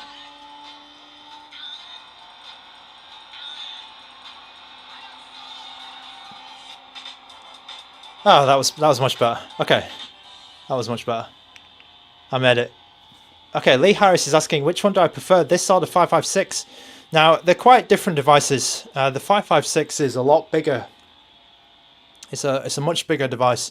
So if you're carrying like a backpack or something, or you're expecting to play on your device for a long time, then the 556 might be a better choice. If you prefer widescreen games, you play a lot of these type of games, might be a better choice. But if you want something which is a bit more compact, I think this is quite a cool choice. Or you've got some special requirements in terms of like pinball games or shooting games, like old school shooting games where you're like a little spaceship, this kind of stuff. So I don't have a preference yet, but because I've just got this one, but that would be my sort of quick recommendation. Ezekiel, sorry if I said your name wrong, but no, it doesn't have a Snapdragon. It has a Unisoc T820 device. Alright, so this has been Gran Turismo 4. As you can see, it runs pretty well. I'm at 1x resolution. I will try bumping up to 2x resolution just to see. I don't expect this to run well, but we'll see if it can keep up. Okay, so we can see it's slowing down a bit when this message disappears. Yeah, so at 2x resolution, it can only keep up to like 50 FPS rather than 60. So that gives you an idea. Oh, coming down to like 40 FPS now. So that's if I increase the resolution. I'm thinking like, 1 or 1.5 times resolution, the upscaling is probably where you want to be with this handheld. So I'll just go to 1.5 just to give you an idea. Let's get rid of that message. Where is it?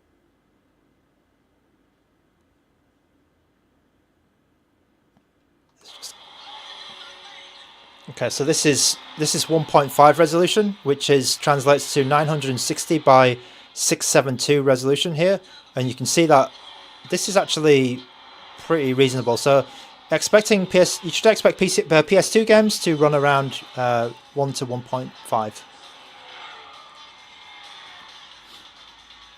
Yes, I can try. Let me try 2x. Yeah, let me try 2x, but I think Andrew 38 is correct. Yeah, 1 or 1.5. It's quite good.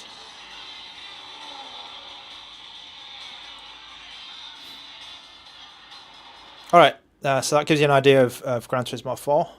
Let's move on. What other game was requested? Oh, Silent Hill 2. Okay, so I played Silent Hill 2 recently, but what I'm going to do is I'm going to play God of War instead, because I think that was requested before. If I've got time, I'll play Silent Hill 2, but Star Fox, I'm pretty sure Silent Hill 2 will be fine. I've played Silent Hill 2 on the ZPG Unicorn, and it works fine, and the ZPG Unicorn works worse. Sorry, as a worse spec.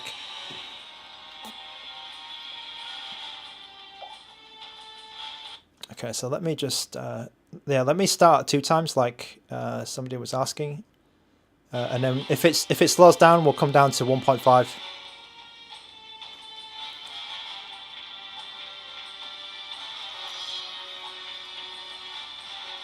I'll turn on the progressive scan, and we'll keep widescreen off.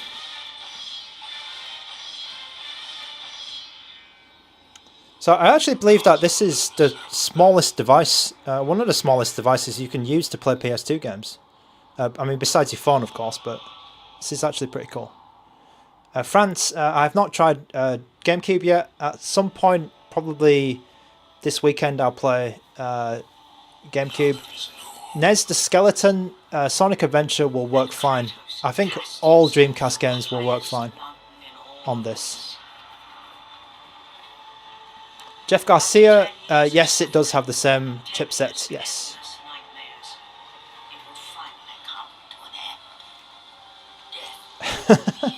Ian is asking for the...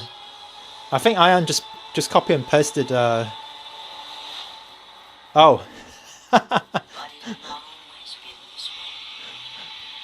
Thanks, Ian. Kratos had once been a champion of the gods.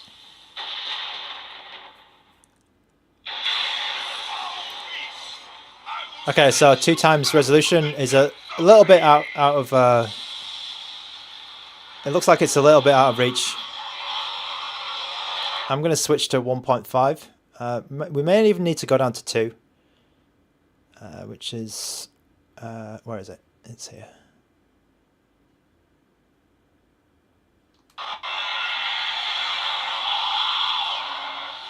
Okay, so I might need to go down to 1 times resolution for God of War.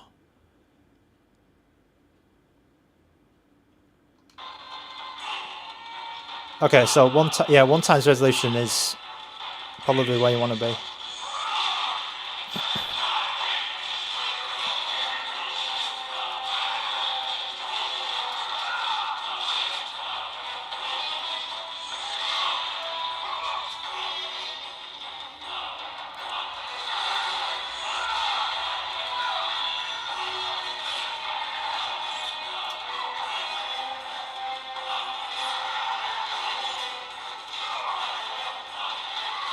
Oh god, I just destroyed that guy.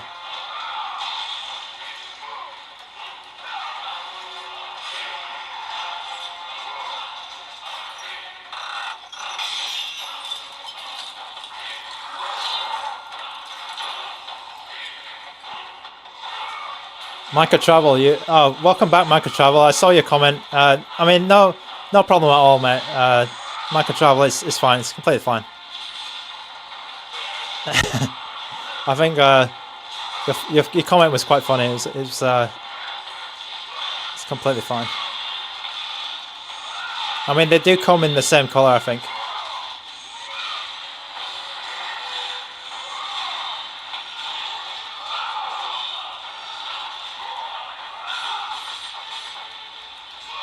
So God of War is looking quite good at 1 times resolution so far. This is God of War 1 for the PS2. I mean, if this works fine, I think a lot of the other God of War games certainly on PSP will work fine.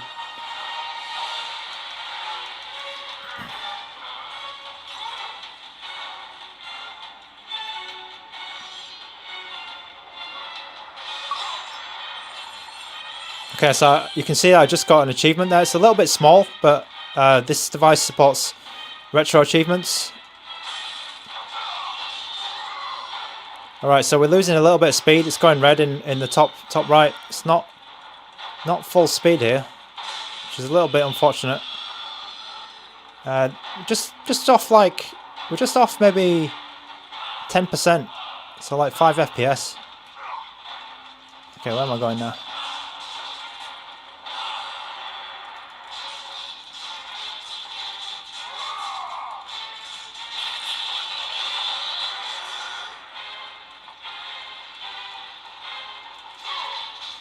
Okay, so this section, you need a bit of precision, I think.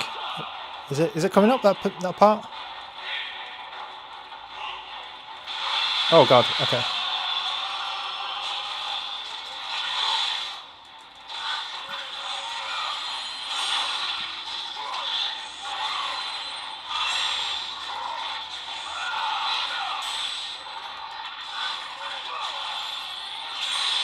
Okay, I need to kill this guy. Blocking his stuff.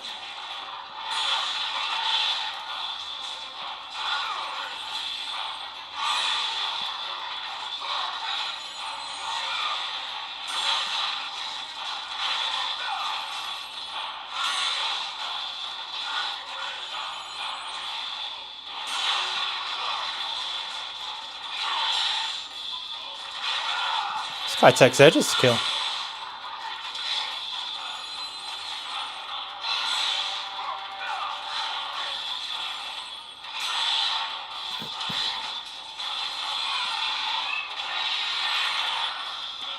Initiate the minigame.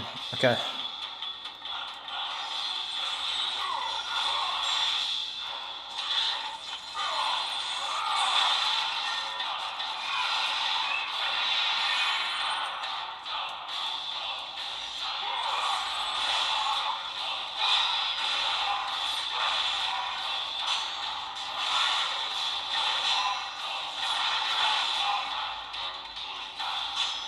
Oh, are we going? Yeah, I'm going. Okay, so this part is where you need some precision on the stick. Let's see if I can do it properly. Oh! Alright, let me start. Okay. Oh man, so this is a real test of the stick.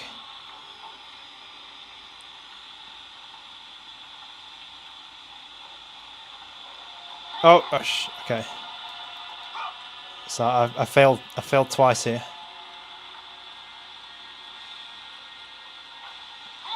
I failed 3 times.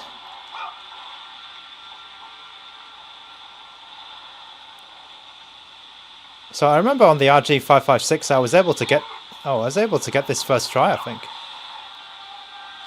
Okay, so not a great test there. It's pretty similar to the RG556, to be honest, the stick. Okay, where am I going now? Stay away from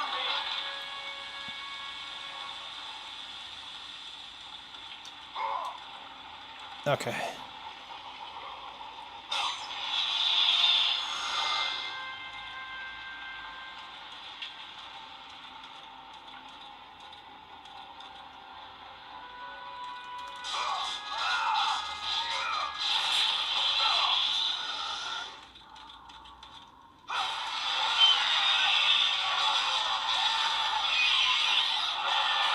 Okay, we'll call it there for God of War.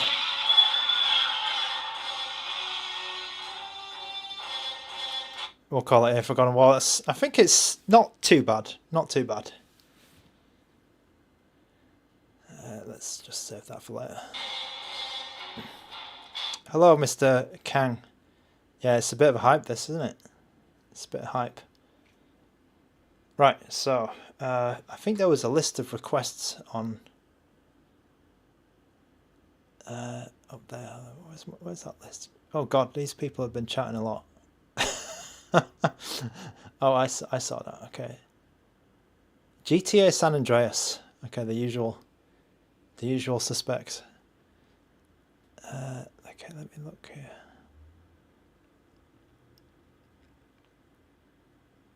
Okay, what I'm going to do, right, is I'm going to play... what am I going to play?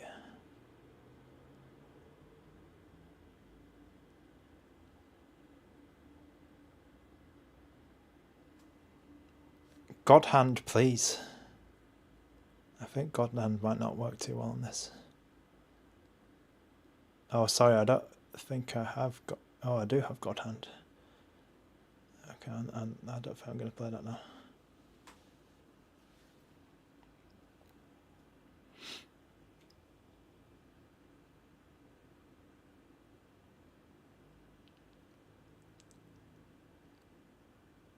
Okay, I'll play Metal Gear Solid 2 because it's different from like the games that we've just played.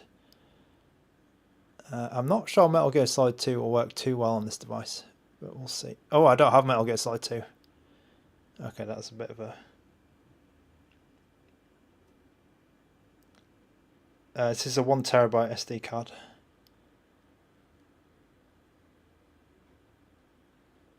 Okay, let me just find a... Let me find like a normal game. Ratchet and Clank. Let's play Ratchet and Clank.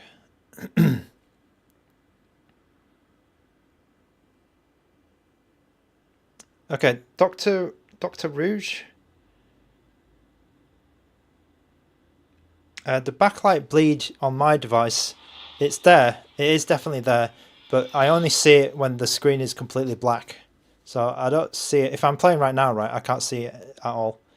So if I'm in a dark room and I'm playing at night time, just with no lights on, I think I'll be able to see it. But if I'm playing an environment like this, or just like a normally lit room, then you can't see it.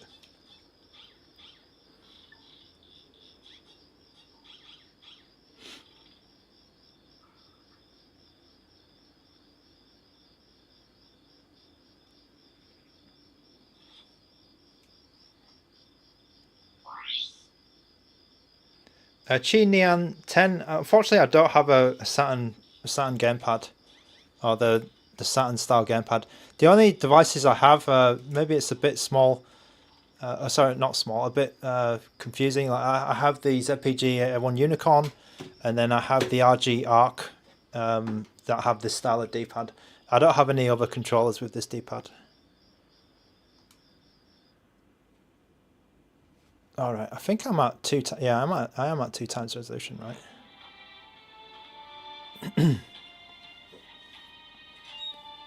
Hello from Chile, I guess that is. Hello from Chile, yeah. Hello. Mario Odyssey. Mario 64 Odyssey. I don't have this. I don't have this ROM hack, I'm afraid. NES.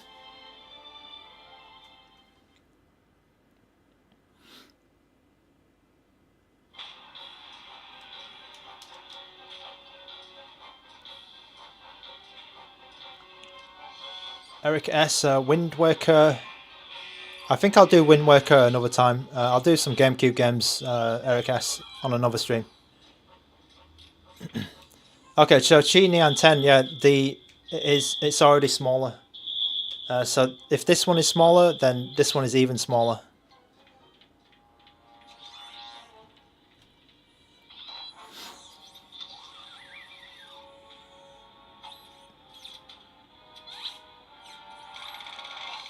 So Alistair, I don't know who I don't know like who came out with the idea first, but yeah, it's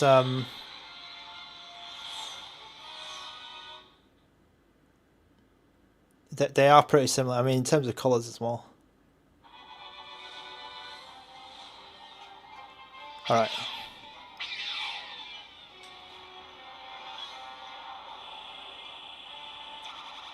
Okay, what's going on? Oh, I can skip this. Okay, that's good. Oh, okay. So we're at 2 times resolution here, and the beginning looks all right. Looks all right. I've probably played this game before on RG 556, but I just wanted to see it.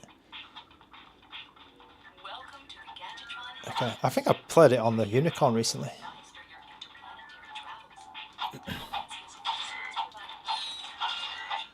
Svalek Poliska, sorry if I got your name wrong, but I'm using NIFA SX Classic. I put the link to the emulator in the description if you need to know what emulator I'm playing.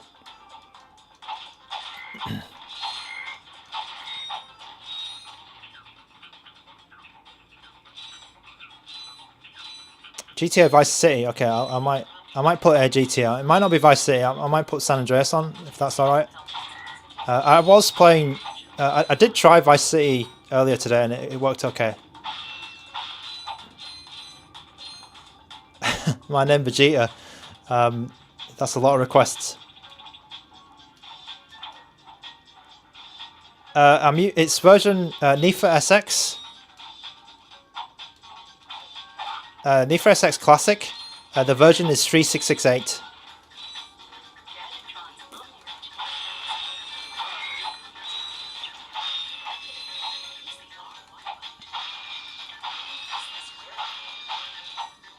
Okay, I hope that's okay, Sherlock Logic. I'll put GTA on. I know the time, by the way. I'm good. 2 hours is good. This might be a 3-hour stream. It probably is going to be a 3-hour stream. I know the Slacker. No Switch games yet, but I will probably do that in another stream.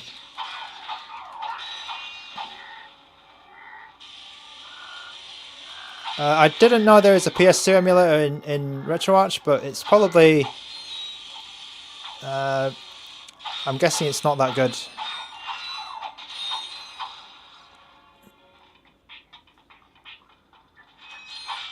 Rondi Ardosa, I think all those would be okay. The issues you'll have will probably be on the PS2.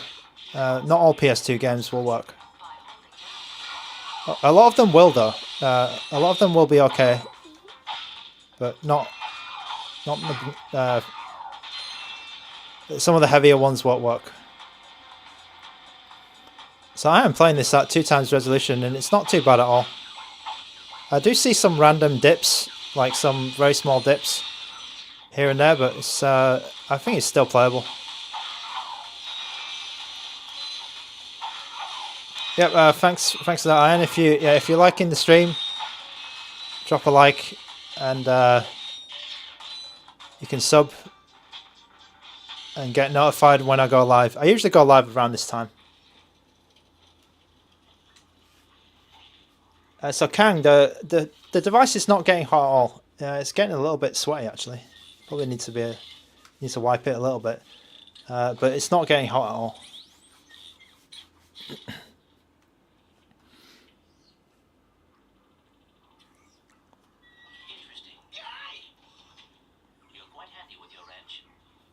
Yeah, Rodrigo C. I usually don't. Yeah, I usually don't do the underclocks. I only do them if absolutely necessary. But yeah, you're completely right. Yeah.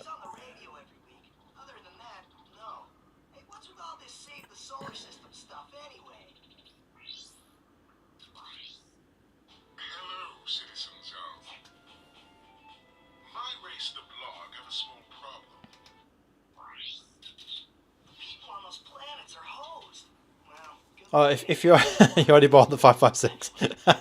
Okay. I think the 556 is actually quite a decent. It's a decent decent price right now. When it's on sale. The robotic ignition system. How did you know that? I, sir, happen to be equipped with the latest in robotic ignition systems. My programming allows me to start any ship I choose. So. No, it was a good idea. I think somebody suggested it, and yeah, you're helping out a lot. Thanks. Okay, Ahmed Z with a good question here. So you're completely right. I think that it's a little bit on the big side. I did say before that the ZPG, the ZPG Air 1 Unicorn has got like a flat profile. And it probably will fit in your cargo pants, this one.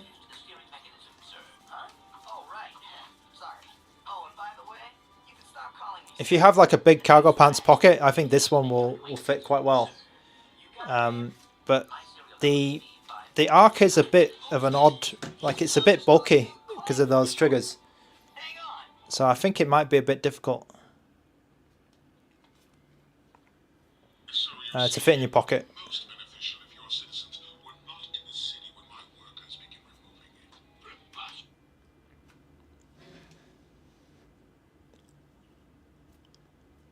Yeah, Ian, it's just yeah, it's just in case there's anything happens. I don't know. We might get some unruly people or something.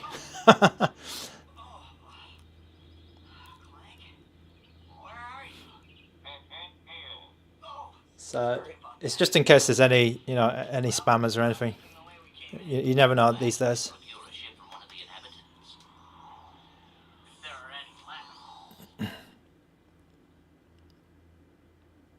Lewis Gamer 21, is it better than the RG405M? The specs are certainly better than that. But the 405M, I think, is a slightly smaller device, right? So it could be more pocketable. Right, so Honor Domus is asking, does the black color handle the smudge? So to me, it still smudges, like it does pick up the fingerprints. But I don't think it's as bad as the RG556. I think this one was, quite fingerprinty, like straight away. And it's something I did talk to ANBERNIC about, actually. Because I even showed them my 556, and there was we had a chat about this. But then the new one, it still does pick up fingerprints, but it's not as bad. So I think you'll only need to wipe it down maybe once a session rather than wiping it down every moment.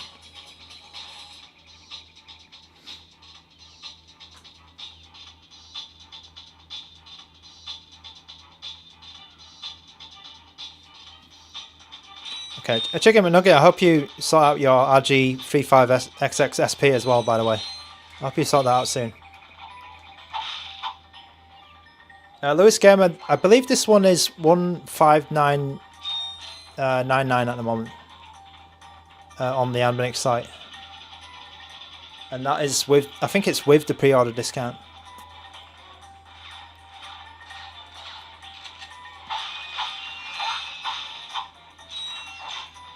Okay, I don't have any Wii games. I think we'll do the Wii on another day as well. This is definitely a popular device, so I'll be doing more streams on this. So don't worry.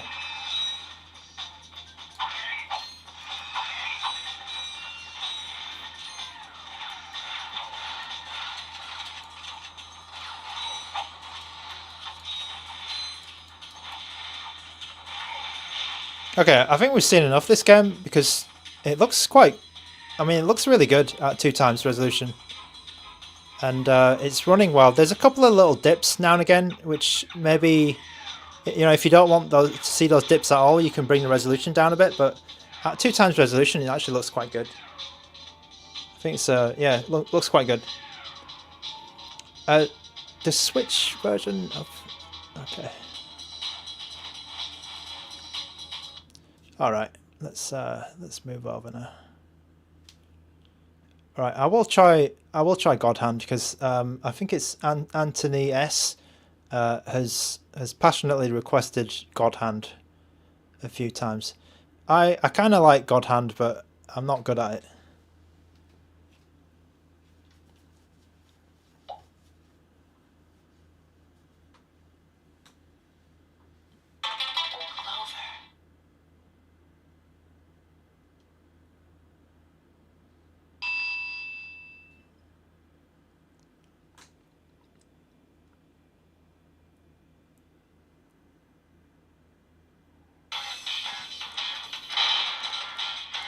Okay. I gotta remember how to play God Hand. That's what I expected from you. Short, the top and bottom bars are not that bothersome. Something you can do if you feel like... So I will say this, right? You raised a good question, actually, Short. Because when I got this device right, when I'm playing it normally, I don't have it... you hold it this way, right? And then I expect the screen to be in line with the like the top of the analog stick almost. Because you kind of see this, right? The screen should start here. If you get what I'm trying to say, the screen should start here, but then on this one, the screen starts lower down, and it gives you like an odd feeling. So what you can do in this case is you can actually bring the screen to the top. Oh god. Okay, let me just quickly show you what I mean. Because if you find this odd being in the center, what you can do is you can actually, in this particular game anyway, on this particular emulator, you can bring the screen up to the top of the, or you can bring the graphics up to the top. Let me try and do it here. Yeah, you can do this, and maybe that's a bit more natural for you because you're probably used to seeing the start of the screen up here. And I think I might start playing games like this with just one big black bar. Yeah. Yeah. Thanks for that question, Short, because it is quite interesting, because you may feel when you actually when you're playing this in a different position, you know, because I'm streaming at the moment, so I'm playing it in a certain way. But when I'm playing it by myself on the sofa or something, I'll be in a different position, and then I thought that was a bit weird. So let's try it like this.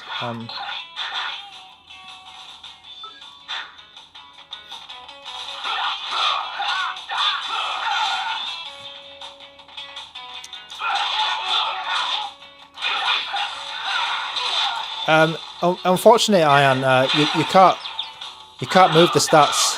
Well, he's really loud. You can't move those stats to the bottom. I did try and look for that because that would be quite cool. Yeah, you can see the FPS in that black space, but I couldn't find out how to do it.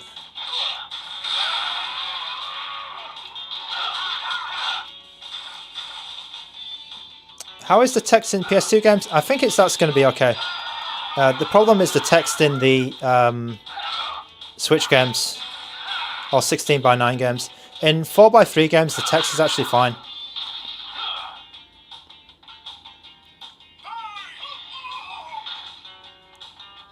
Okay, I'm sorry I'm doing badly at God Hand. I've never been that good at this game.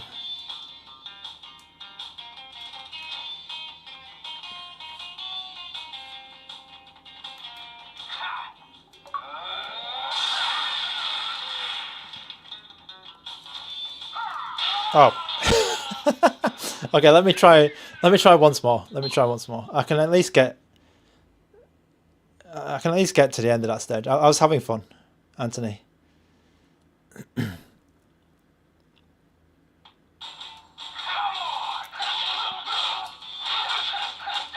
Okay, I'm playing properly now.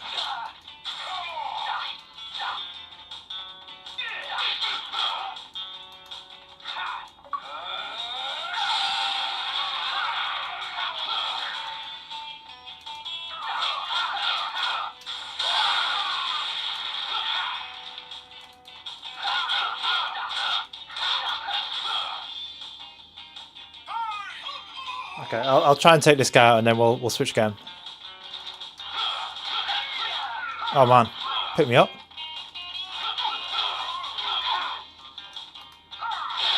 Oh man.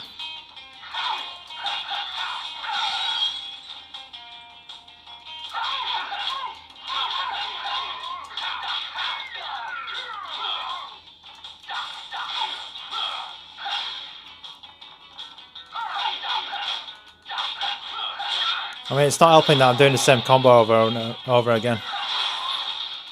Oh, I could have stomped him.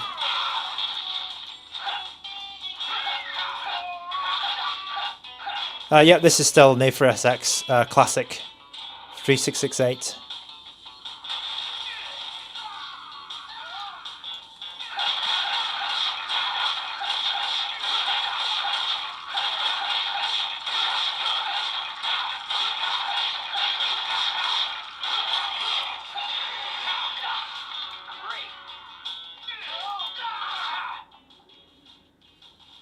Oh, I think I did my special move, my God Hand.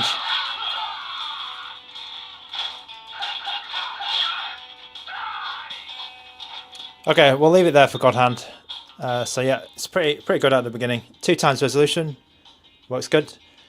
Ravenous Mecha wants to see the screen stretched, so I think I will do that. I'll do that on the next game. I think that's a horrible thing to request, a hideous thing to request, but I will do it because I've had that kind of request before. Is a Retro Pocket 4 Pro more powerful than this one? Yes, it is actually. It is. So there was a request for Final Fantasy XII. So I've not actually played Final Fantasy XII on a device like this before. So let's try it out.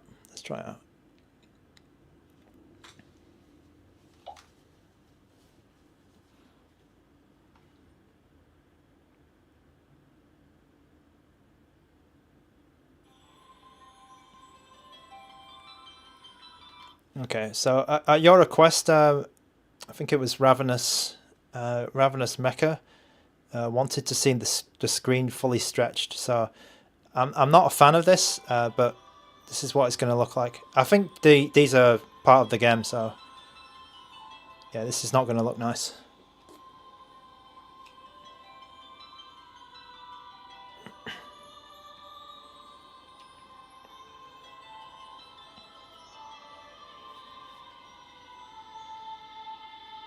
Evil Man asking, do I think using the thumb grips will make the range of the thumbsticks worse? I'm not sure actually. Let me just try and pull these off. Because sometimes these can just come right off.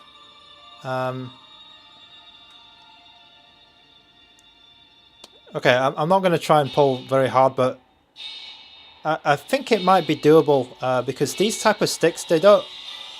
These type of caps, I think they come off.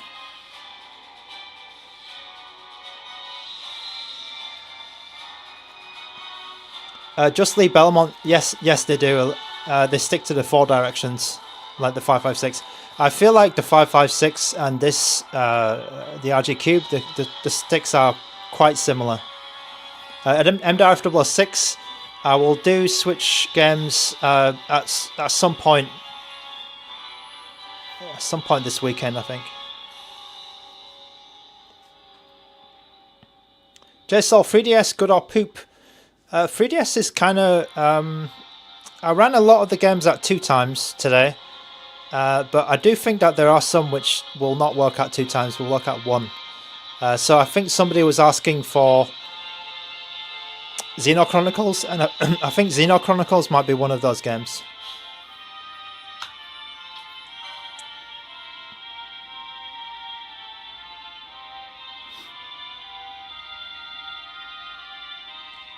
Just Lee Belmont, I think it's just the way that ANBERNIC have programmed the sticks. I feel like ANBERNIC they're making a choice, like a conscious choice for it. I think so.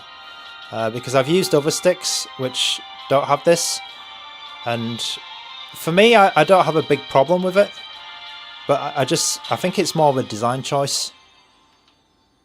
Maybe I can talk to them about it, just Lee Belmont.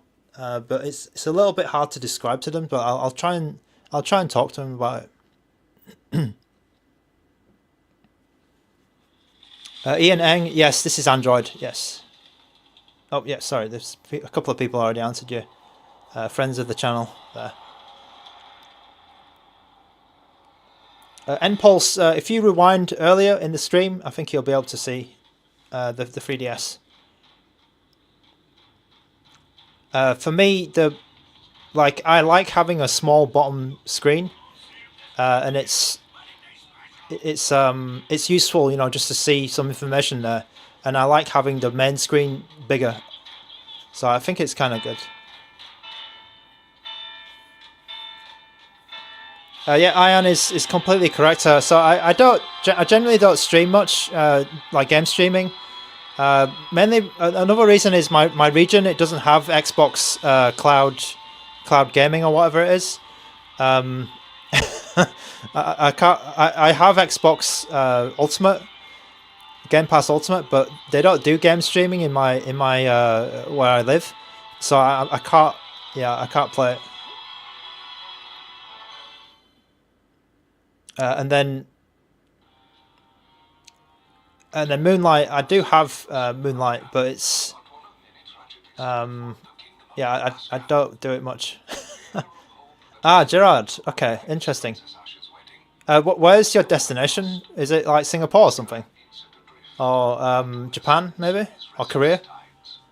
Like what VPN? Yeah, I know, Gerard, but like, where's the what are you connecting to? Japan, okay. Okay, let me look into that, Gerard, Brad. Yep, this is Final Fantasy XII on PS2. I'm at 2 times resolution, which is pretty decent actually. Normally, I think this handheld will handle like 1.5x resolution, but we'll see in the game, I guess. Oh, I can skip this. That's good. Ralph Lauren Cruz, yes, it is a touchscreen. Yes. It's an Android device. It's Android 13. Okay, fix Zach. Does the stick have a dead zone on the axis? I don't know what you mean. It does have a...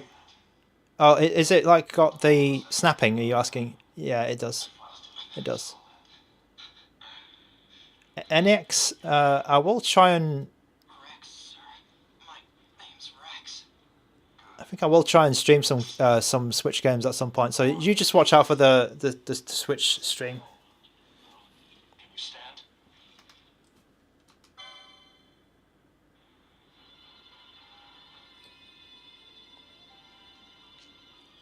Okay, Gerard, I am on Discord. I can find you at some point. Short. What would I recommend? I think if your budget is around this amount of money, $150 US dollars, then I think this is a good I think this is a good option. Because other than that, you've got the Retro Pocket 4 Pro, right? And in my opinion, the Retro Pocket 4 Pro is a bit... The screen, like the power is the power is really good. Obviously very good. But the screen kind of ruins it a little bit for me. I do like the Retro Pocket 4 Pro. I had a good time with it. But whenever I go back to it, the screen does let me down, I think, because it's quite... it's not the resolution and it's not the colors, because they're quite good. It's the response time of that screen, of the Retro Pocket 4 Pro. I find myself, whenever I come back to it, it ruins it a little bit for me. If you're comparing it directly, sure. If you're comparing it to the RG556, if you play more widescreen games, then go for the 556. Okay, there are a lot of people asking why I'm stretching this. I mean, here's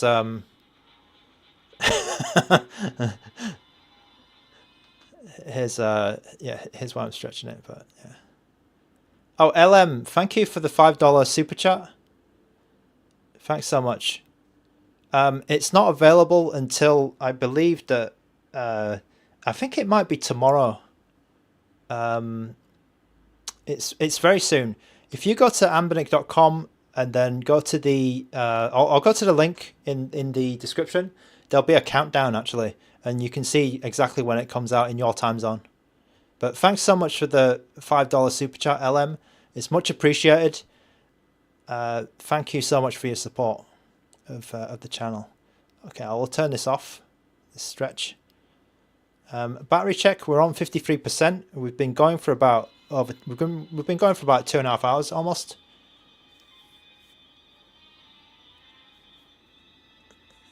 Yeah, June 8th. Yeah.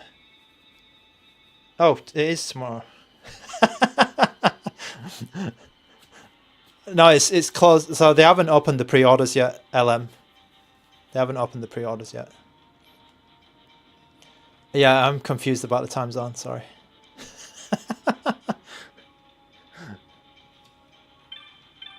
Okay, approach the geezer. Approach this geezer. Okay. Ultra Gaming, we're playing Final Fantasy XII on the PS2 right now.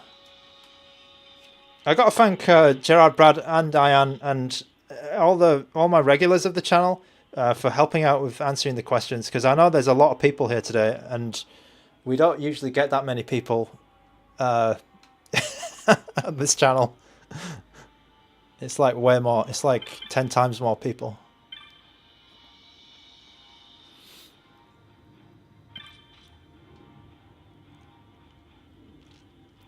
Somebody's asking, sorry I can't pronounce your name, but ESDE, I'm not using it on this device, but I do have ESDE. I do have it, and I can demo it at some point. But ESDE is quite good, I think. I paid for it. It's good.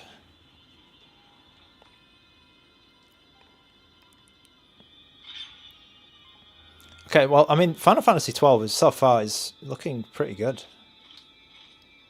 But yeah, so I mean, so some people asking, 556 or this device, like it's a big difference in size. It's a really big difference in size. Like you can see how big the 556 is, and then you can see how big this is.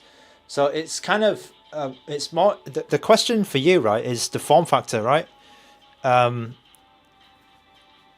You know, is this form factor suitable for you? Do you want to carry it around, you know, carry your handheld around like this? Just, you know, it's really compact. Or do you want a device which is, you know, maybe more for a sofa? You want to keep it at home or something like that? This is, you know, it's kind of big, this device, isn't it? It does have some advantages in terms of the screen and the battery. But yeah, you do have, that's a big choice, I think.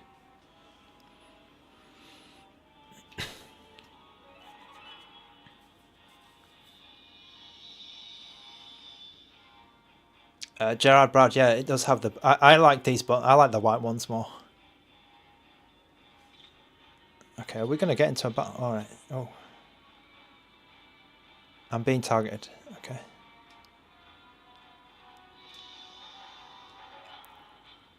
Okay, it's got auto attack. All right.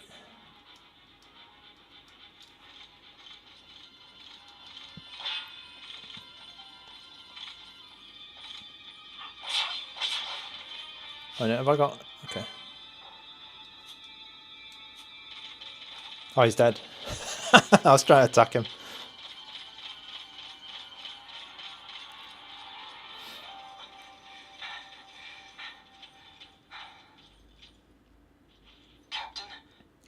Tiago A, I feel like the RG556 and this use very, very similar thumbsticks. I feel like they're pretty similar. IHM is asking, are the buttons clicky or squishy? The buttons are squishy. Conductive rubber style. They're not DOM switch, they're conductive rubber style.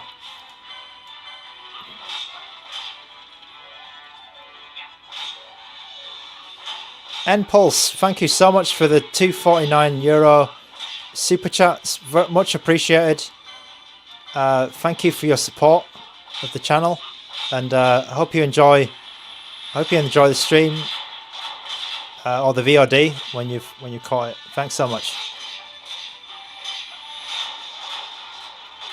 There was someone else. I was asking. I saw Krems. Thanks so much for your message as well. It's going to be out. I think they're going to start taking the pre-orders pretty soon, within the next couple of days, and the pricing's already out.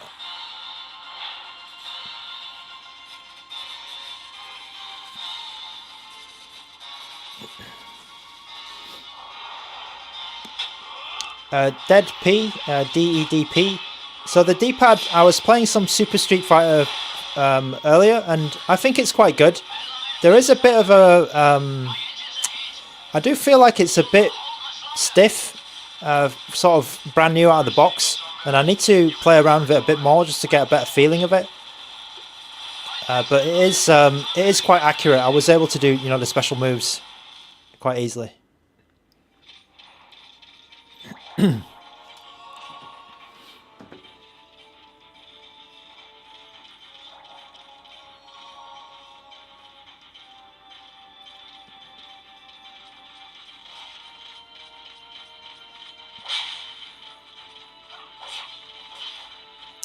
LM, there is another handheld coming, which I actually have. But just give me a moment. Just give me a moment. I'm going to take some water.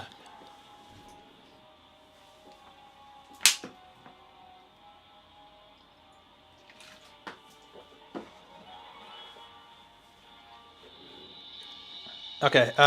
So LM, you might be interested in the biggest competitor to this device. So this device is called the ZPG A1 Unicorn. I would say that it's the it's the primary competitor to the RG Cube. This is an RG Cube stream, so I won't talk about this too much. I do have a lot of streams already on this if you're interested about the ZPG. So Z Pocket Game A1 Unicorn. That's what that stands for. But it might be a bit cheaper. Like, we don't have an international price for this LM. We don't have an international price for it, so we don't know how much it's going to be when it comes out here. The Chinese price for it, or the Chinese price I paid, it was around 125, 135 US dollars. I actually don't expect it to be that cheap when it comes out. So it's, you know, I don't want to promise to you that and say, you know, it's going to come out for $135. So just keep that in mind. Keep that in mind. But this is the main competitor to the RG Cube. If you're interested, I have a lot of streams on this already. I have about 12 hours, 12 or 13 hours, something like that. Yeah, it does have a few little build quality issues, but yeah, there's some difference. LM, thank you so much for the $2 super chat. I hope you appreciate it. I hope you. Sorry, I hope you. I hope that helps you out. I hope that helps you out. Okay, Arnold M.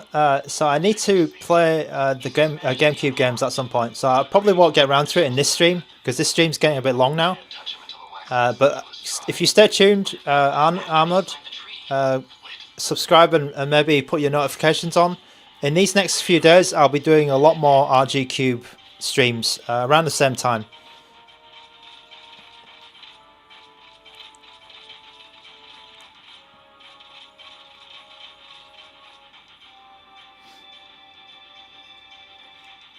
Yeah, this stream's getting a bit long. I think it's, what, 3 hours now? So...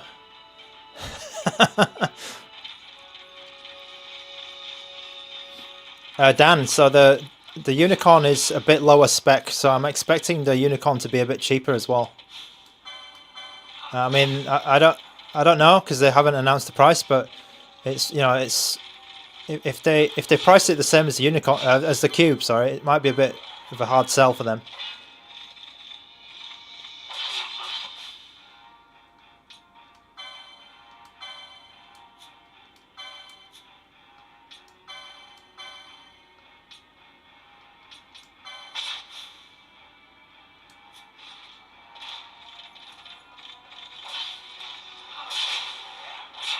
Okay, I mean, this game has been perfect so far. I mean, there's a lot of characters on the screen, a little bit of action, not too much action, I guess, but everything seems to be working fine. So I'm gonna move on to another game, I think.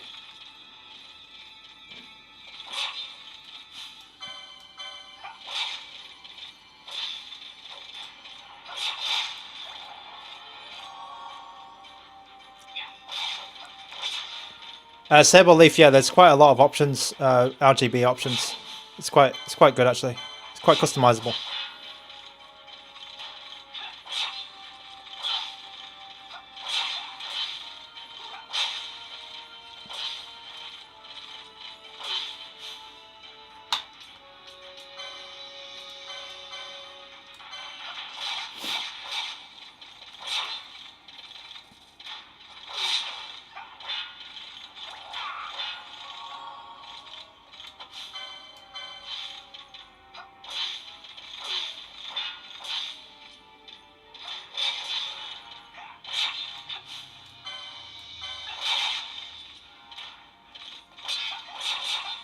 Yeah, this game is looking pretty good, especially with all all the stuff going on, the characters moving around. I know I'm not very far in the game, but it's working fine. Okay, let me move on. Let me move on then. Okay, that was Final Fantasy XII, vanilla. Yep. Okay. All right. I'm just gonna take 2 minutes just to try and get some water. But while I do, I'll put what should I put on? I'll put something. Okay, Bambi K is asking for some Splinter Cell, so I think I can put a Splinter Cell.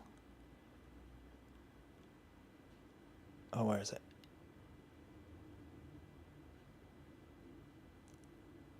Oh, I don't think I have Splinter Cell. Oh, it's not Splinter Cell. It's Tom Clancy's Splinter Cell, isn't it? Okay. I'll go for the first one.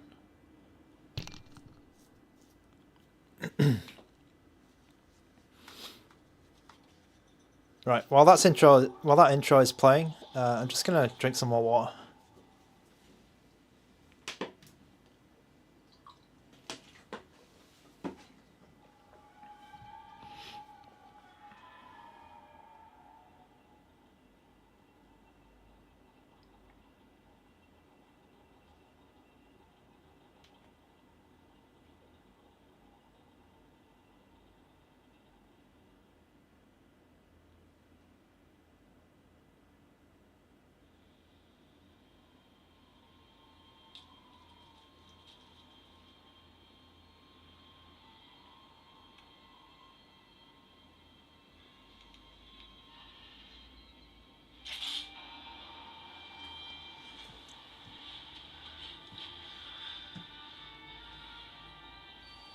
All right, TMS is back. Hello.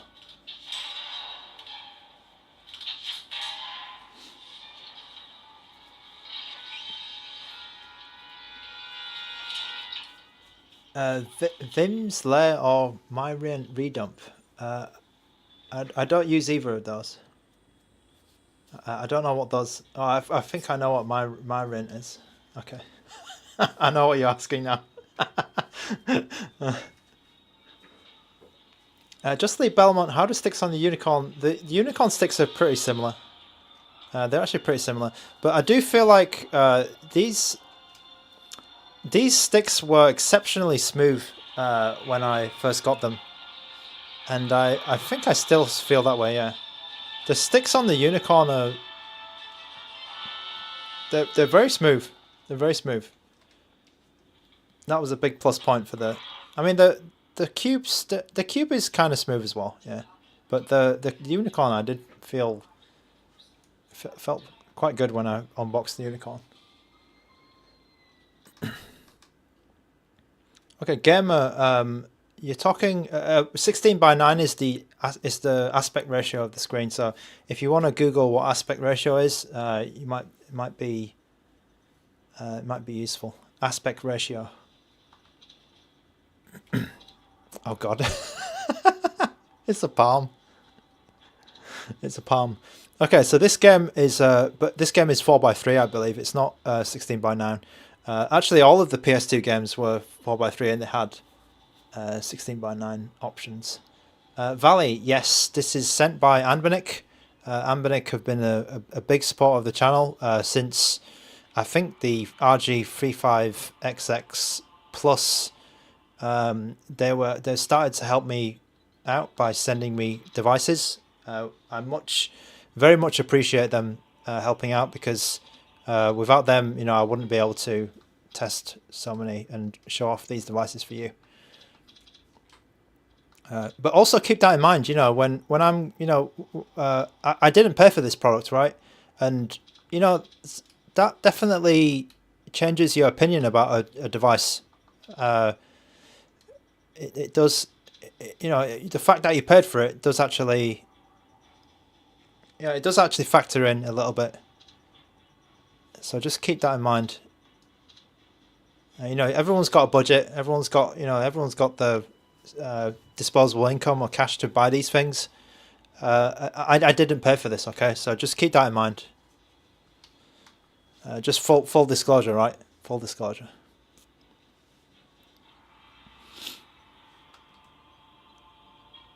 FS, do I get to keep the devices? Yes, I do. I do.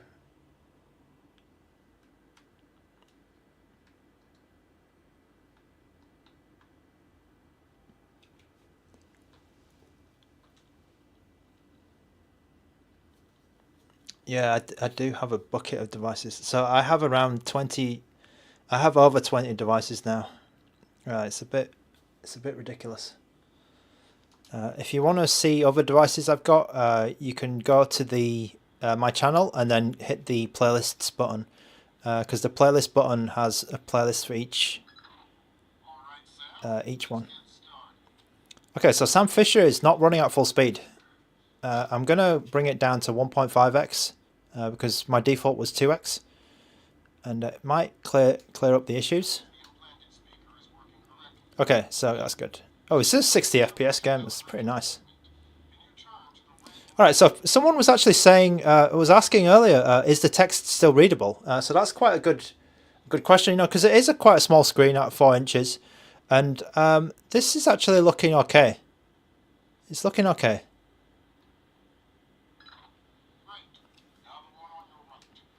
I can just about read it. Yeah, I can read it. It's big enough, but maybe it's got a little bit of a... it's not like super sharp. Okay. Excellent. Now look for one on the ground in front of you.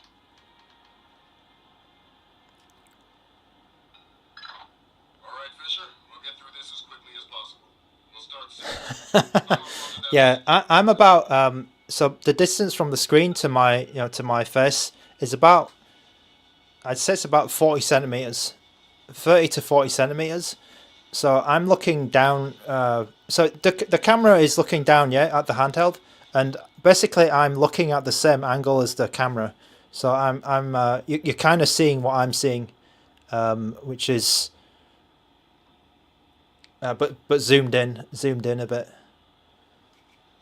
I like to keep it, you know, realistic. Okay, so Sam Fish is running quite well actually. I like. Okay, Sam Fish is looking awesome.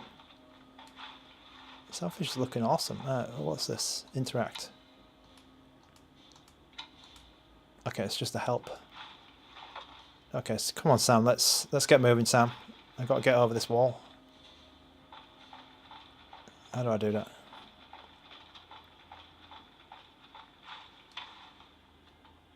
Oh, hey, what did I do?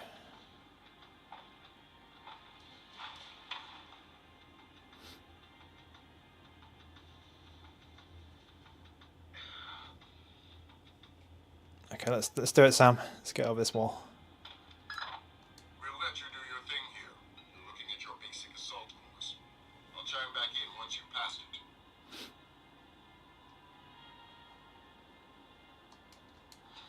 it. Okay, he's doing the... Yes. The Sam Fisher roll. I love it. Let's get up this ladder.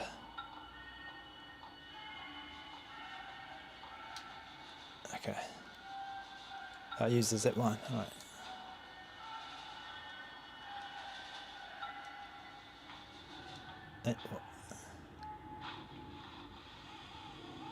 Okay, the Sam Fisher zip line.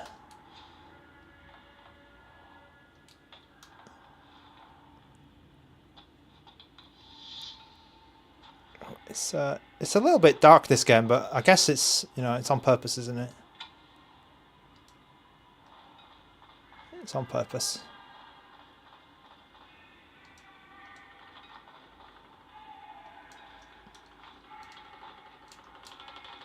What am I meant to do? Sorry, I wasn't reading that.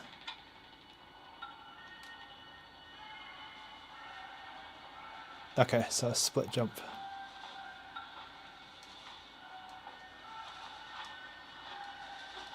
Oh, it's the Sam Fisher super move. Nice. That's a Sam Fisher crotch shot. Beautiful. Miracle Hall, welcome back to the stream. Hello.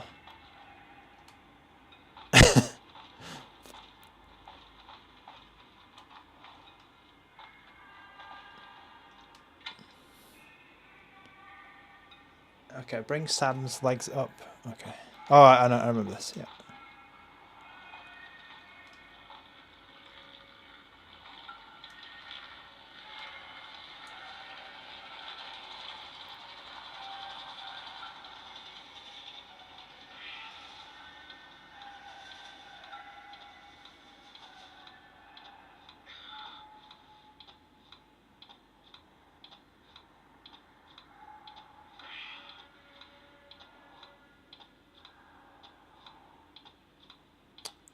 Kedge Chen, does the right red colour come with the black joystick? I believe it comes with... I think it comes with red matching joysticks, doesn't it? I'll have to check. We'll have to check that. How do I drop down? Oh, it's this one, right? Yeah, okay, good.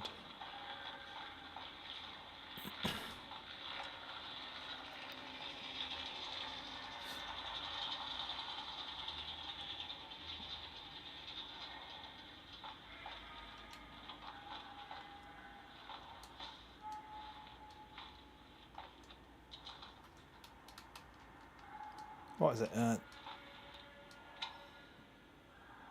L3 button. Okay.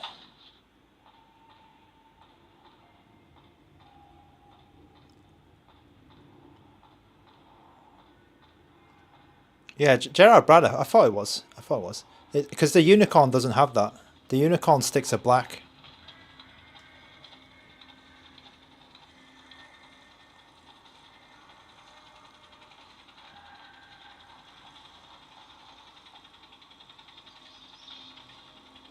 Blue Shepherd, this is the first Splinter Cell. This is the first one. Yeah, first one yet for PS2.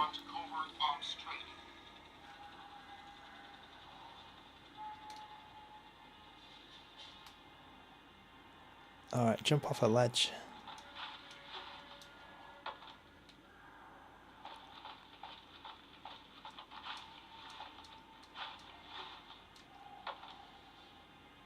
What am I meant to do here?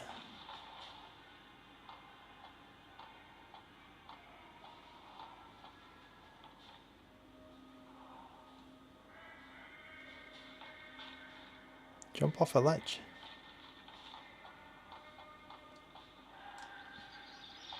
Let me read that help again.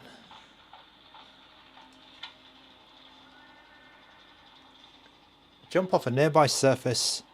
Try standing at the side closest to one, then press triangle twice. Oh, okay, I got it. Okay, that's a bit dark, that. I guess it's dark because I need to put my glasses on. Can I put my glasses on there? Oh, here we go, yeah. This is it. This is the Sam Fisher experience.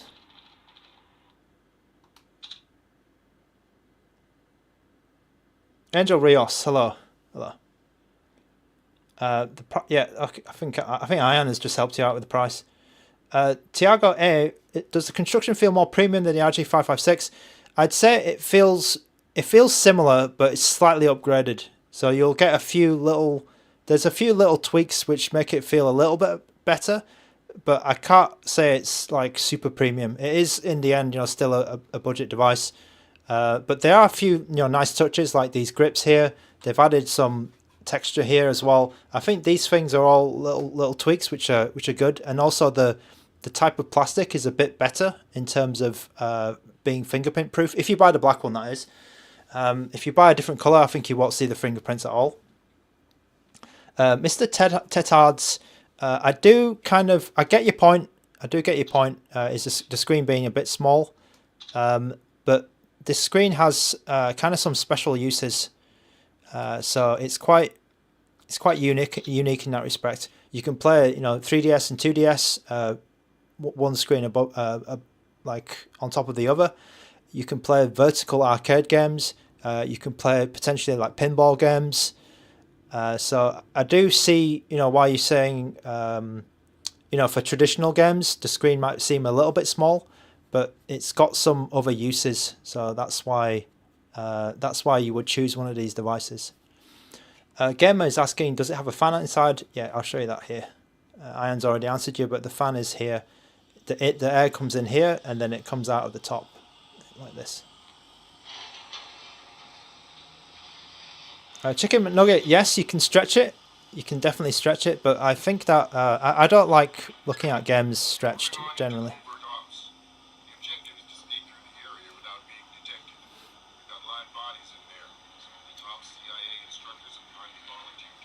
Yeah, again, I can show you that as well, the fan. So the fan is here. You've got these settings here: stop, auto, cool, or strong. I just have it on cool at the moment. Probably on auto, it'll be fine. I mean, I think it's going to be fine at because it doesn't get hot at all, this device. Yeah, maybe I could even use it at stop, because it doesn't get hot.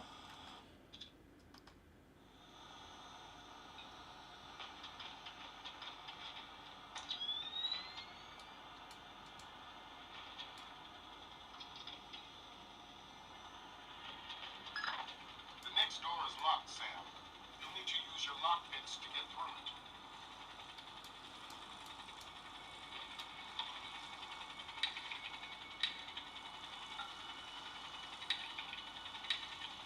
I forgot how you do this. Oh. Oh, those lockpick games, I just remember those. Oh god, there's someone there. Alright, let's assume the position. This next door is keypad locked. The man guarding the door has the code to open it, but he's been instructed not to cooperate. Convince him otherwise. Okay, grab him.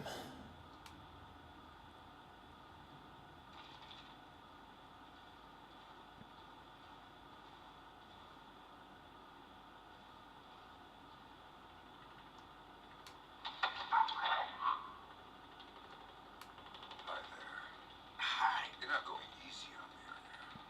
Let's get him. Not so tight. That hurts. Sorry about that. What's the door code? 28469. It was a pleasure working with you. Likewise.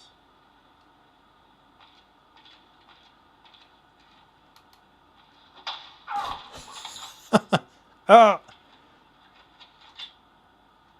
It was 2, 8, 4, 6, 9.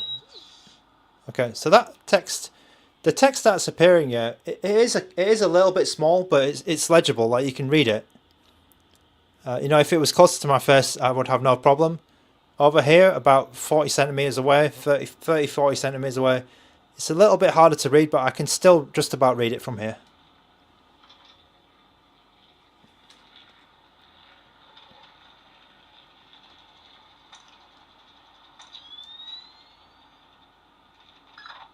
This next door is retinal scanner locked.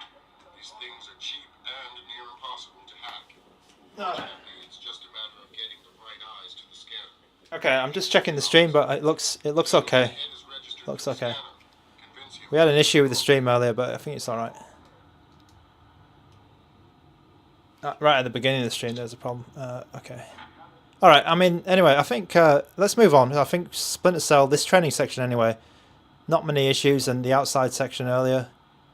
I'll move on. I'll move on. Okay.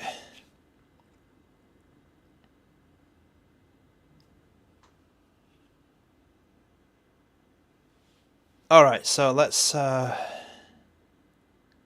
I need to play this, I think.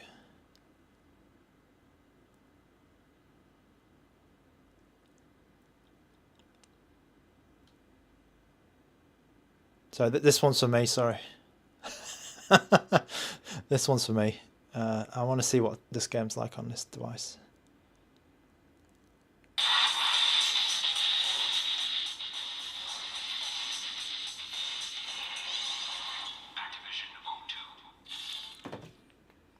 Alright, I'll do that for some people listening to me.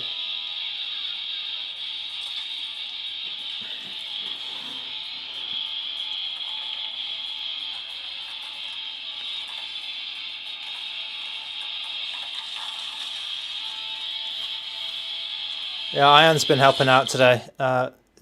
Thank you so much. I don't think I'll be able to handle like this 200-person stream because it does the chat does get crazy when you've got 200 people.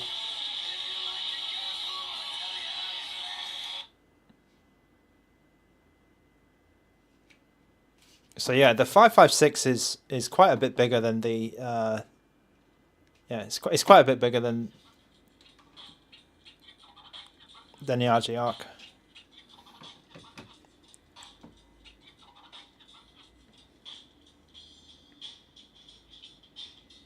It's got the same. It's got very similar design language in terms of like sticks and triggers, the shape of everything.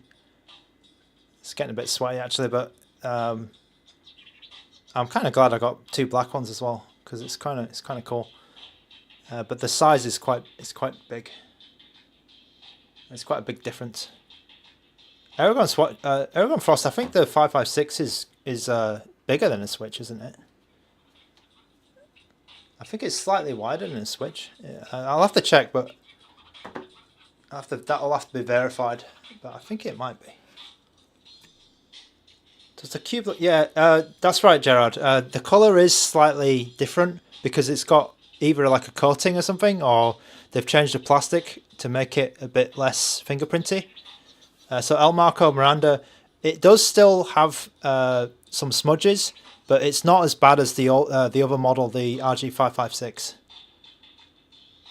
So you can see, yeah, I've got a bit of smudging on the back here, but it's no way as bad as the 556 was in the past. Tiago A, okay, so I do feel like it is a little bit stiffer than the Arc actually. The Arc was quite easy to move around. The Arc was definitely easier to move around, and it kind of floats a bit higher. So what I was saying before, right, is you can see the Arc is a bit like you can almost see the bottom of the D-pad there. Like if I tilt it this way, whereas on the Cube you can't do that. You can't do that on the Cube. You can't see the bottom. It's sunken down into the shell a bit more. Okay, Gerard Barry's asking for a battery check. I'm on 41% now.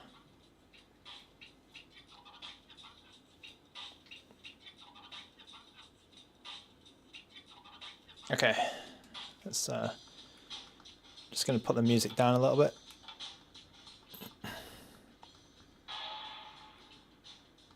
Sometimes there's some YouTube issues. Okay, so this is Tony Hawk Pro Skater 3. Yeah, yeah, it is a bit better. Okay, Arthur is asking me to stretch the screen again. Okay, I will stretch the screen, but keep in mind, yes, this is stretched. I don't like doing this, but it's I know some people do. So I've been playing most of these games at 2x resolution, and they've been okay actually. I don't know if Tony Hawk is okay at 2x on this hand. It should be okay.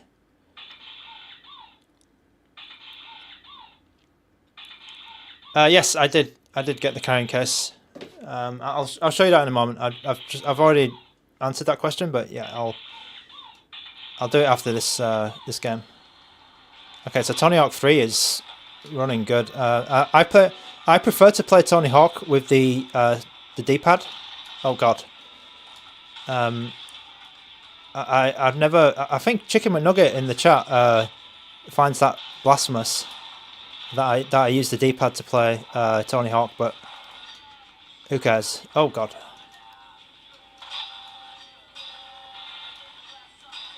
Oh, I'm okay. I think you wouldn't guess that I play a lot of Tony Hawk by the performance that I'm by this performance.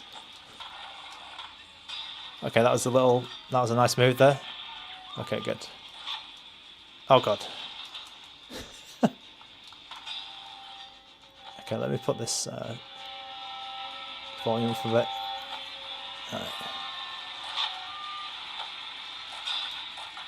Ah, I almost got that gap.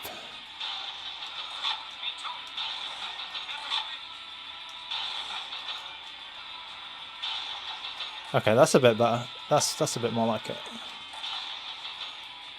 Okay, so this game is running very well. This game runs great in this Foundry stage.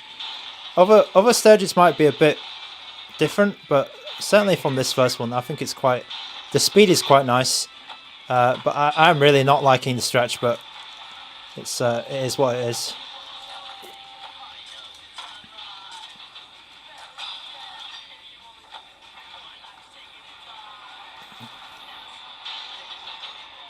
It looks good stretched. Oh, I disagree. I think Tony looks a bit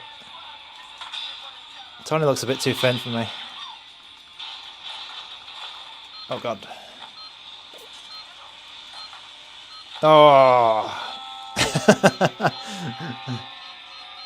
Oh, sorry, I wasn't centered. Sorry, I was playing that off to the side.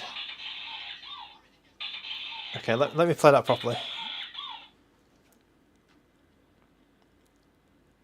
Alright, what? Okay, sorry, there was a query about the carrying case again. So this is the carrying case. Now, in my opinion, ANBERNIC carrying cases, they always do the same thing, which is fine if you want a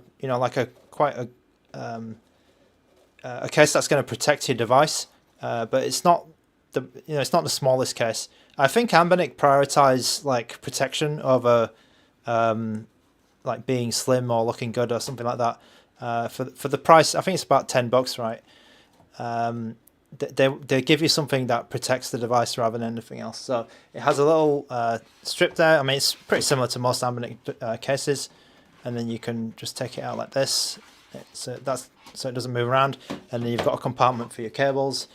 There's a little ANBERNIC zip here. That's about it. There's a handle here.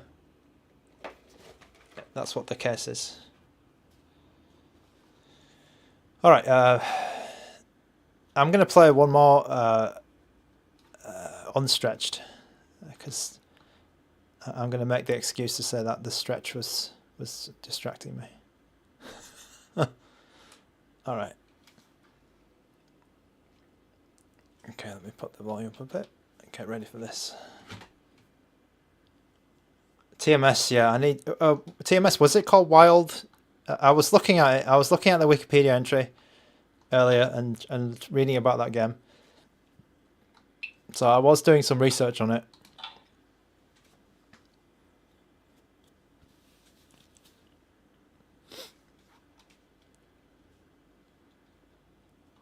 Okay, let me play one more. I'll try and do better than this. Oh god, that's bad. The pressure.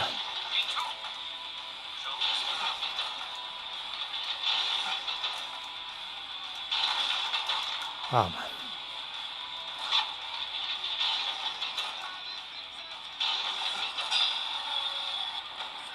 Alright, let's try and go up there.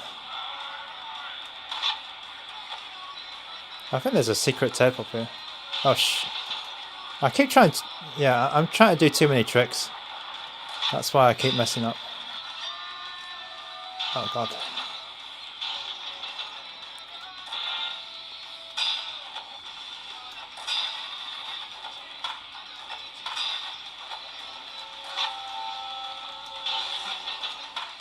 Oh, I've burnt myself.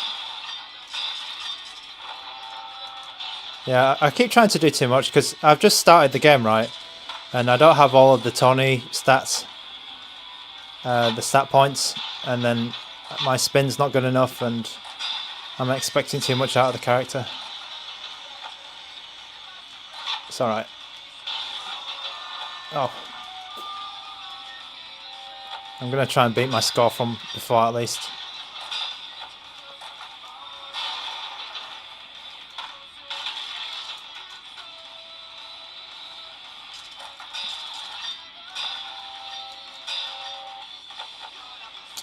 So 08 ESCO, I did ask for a review unit, but unfortunately they didn't respond. So I mean, it's up to them. It's it's their product, but I didn't get one.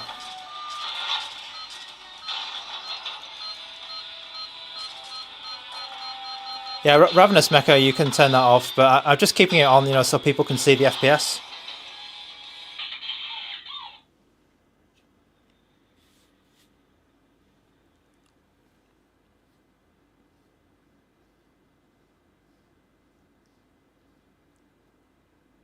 Okay, there's some okay, so some guys want to see some one-to-one action.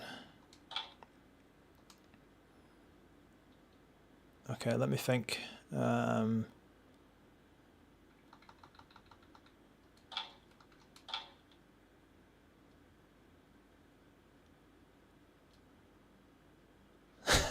Wave Race 64.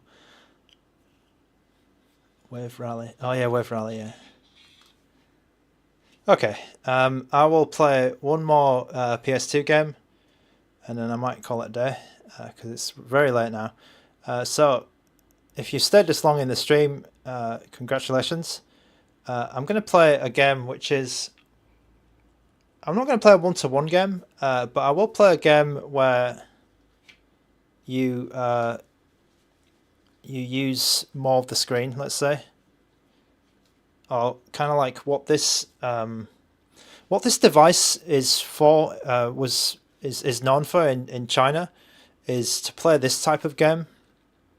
Because this type of game is very popular in China, I believe, and also like Japanese, but generally Asians in general like this type of game, I think.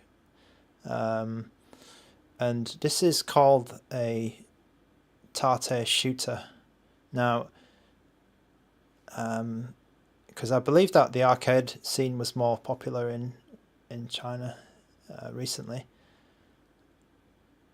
What am I doing here? Okay, I need that. But this does need setting up. This does need setting up.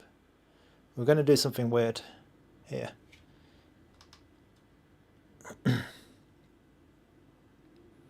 Adam S, if I'm going to leave for a week, I'm going to take the RG556 out of the cube. I would take the cube. I would actually take the cube.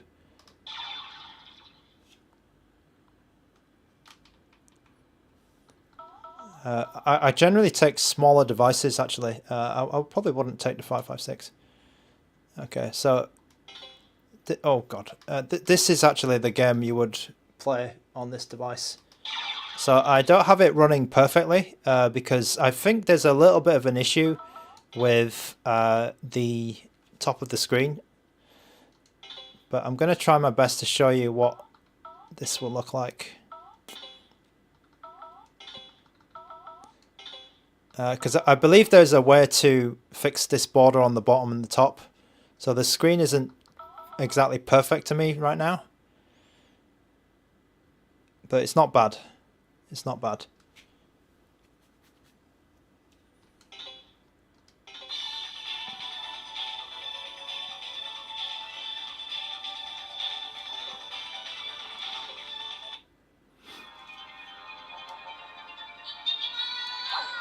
Oh, okay. I didn't mean to do that.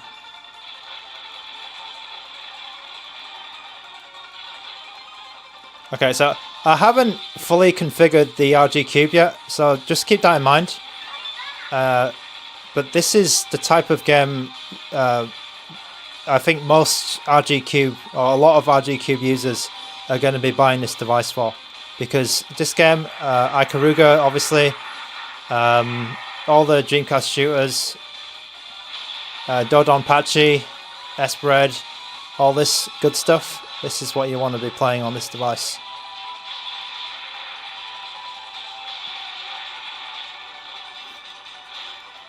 Yeah, I can see some people in the chat saying you'll be buying it for this reason. Yes, I agree.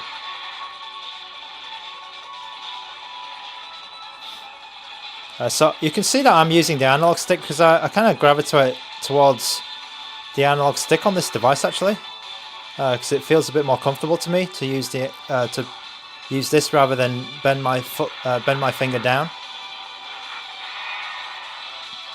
Yeah, so it's pretty good.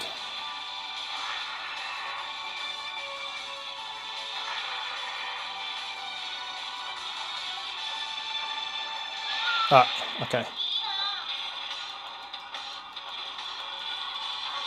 Okay, so Zachary, I don't know the answer to that question, I'm afraid.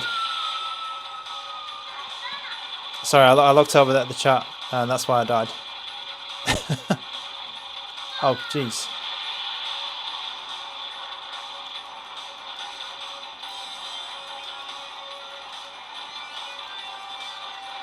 All that crap on the screen.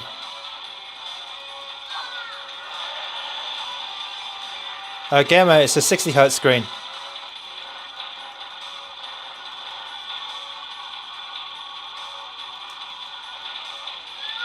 Alright, so I'm not good at this.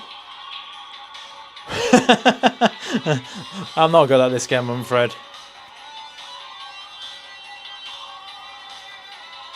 Fairs Gaming, this is a PS2 game, but it's also an arcade game, I believe.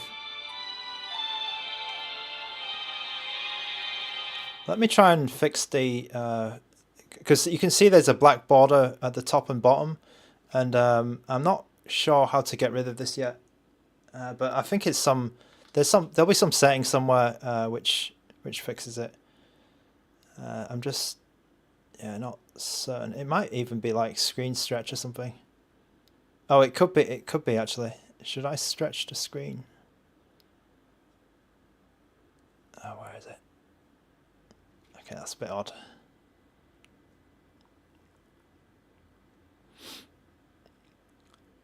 I may need to do the unspeakable. Oh god. I think I need to do the unspeakable to get it working. Oh no, it's stretched it that way.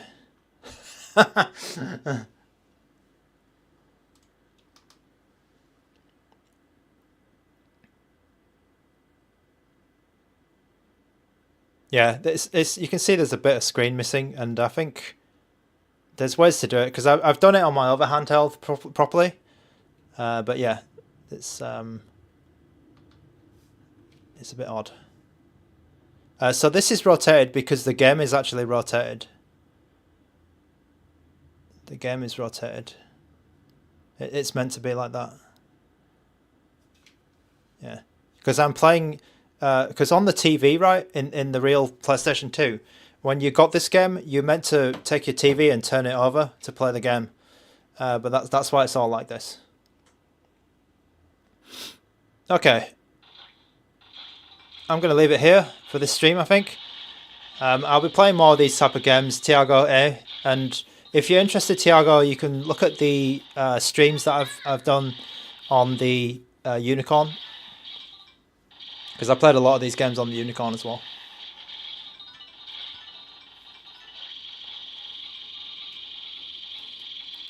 I will be setting up things like Final Burn Neo in the future to do that. Because, yeah, a lot of the arcade games were rotated.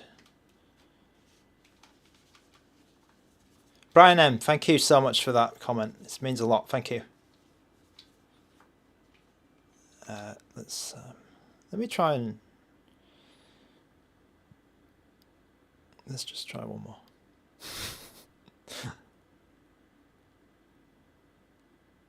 Alright, I'm just finishing up now. I'm probably not going to play these games, but I'm just curious because there's a lot of people here.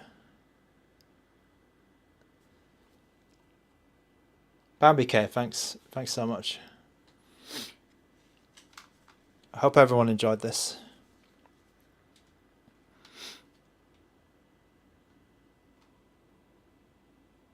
Seems to be a lot of interest in this device for sure. Bobby M, is this a stock OS? Yes, it is. It is.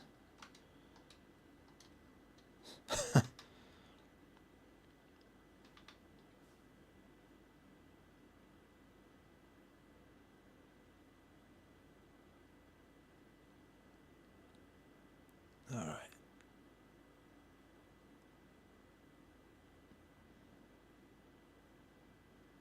So I'm at 36% battery. Oh, that's a bit. Okay, that's a bit odd.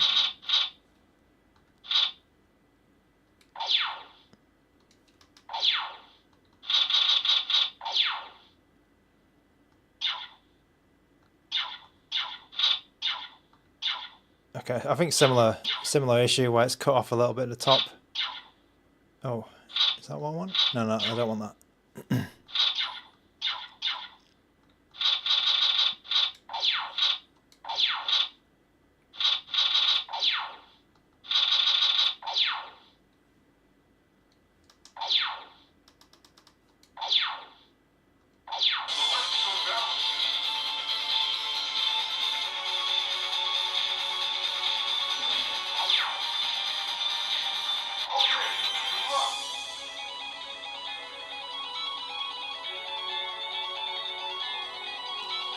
Yeah, this is a PS2 game. Oh, actually, it's having some issues. This is actually having some issues. We got a software quickly. But yeah, this is the type of game which you might want to play on this device.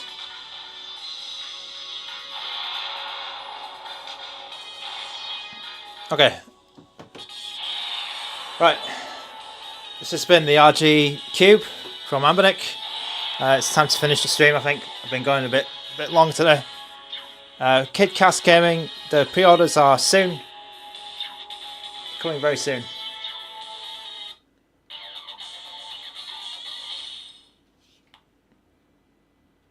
Does it have that? Oh yes, it does. It's been a while since it's been a while since we've had a handheld which stands up like this, isn't it, Ian?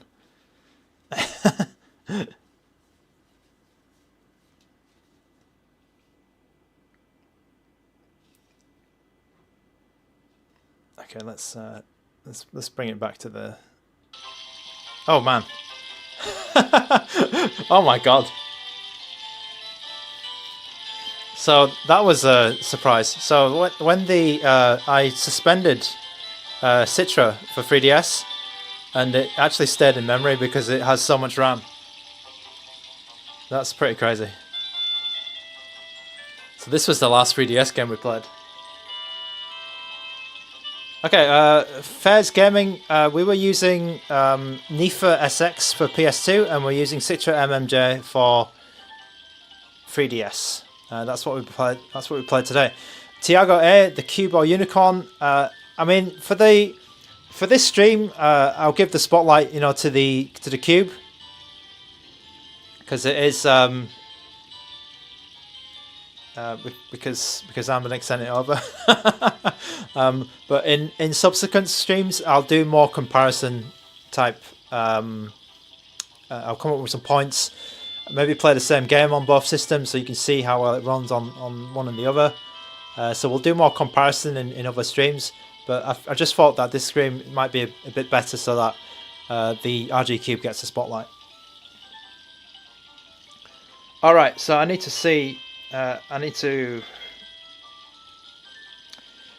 say a big thanks to the super chatters. LM, thank you so much for your support. N-Pulse. LM, actually, you sent 2 super chats. Amazing. And then, I don't know who else anyone else who sent a coffee as well. Thank you so much. And it's been a brilliant stream. I hope you enjoyed this one. The whole point of this channel is to help you guys out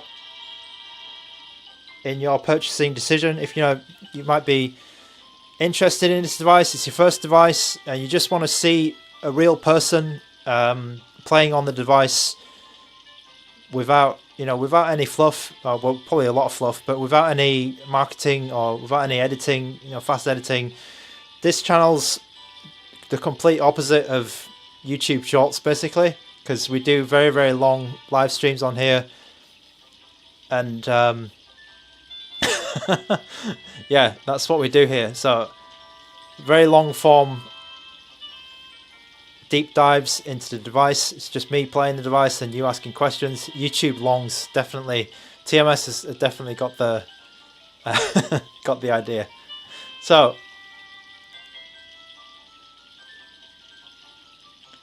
thank you so much to everyone in the chat. It's been an amazing stream. I've not had this many viewers for a while.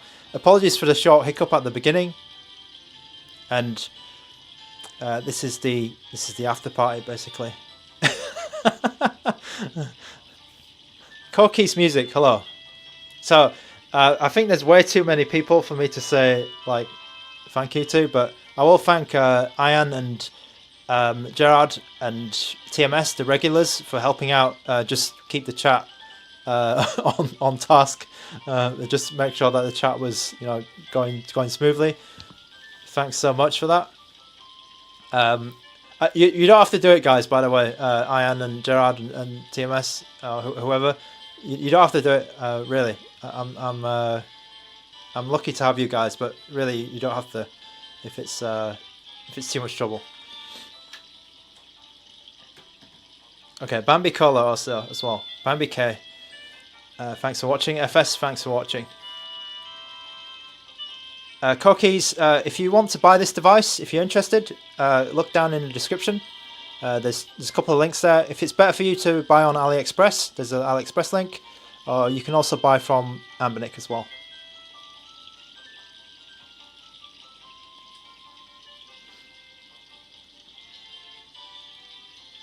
Alright, Gamer, thank you so much for watching.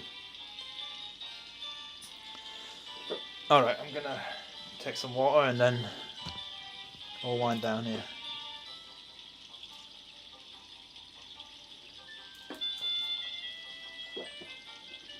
Oh no, Domus, thank you so much. Thank you.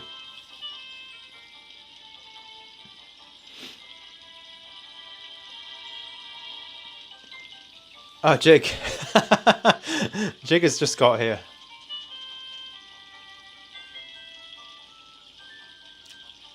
Thanks for dropping by, Jig. It's good to have you here.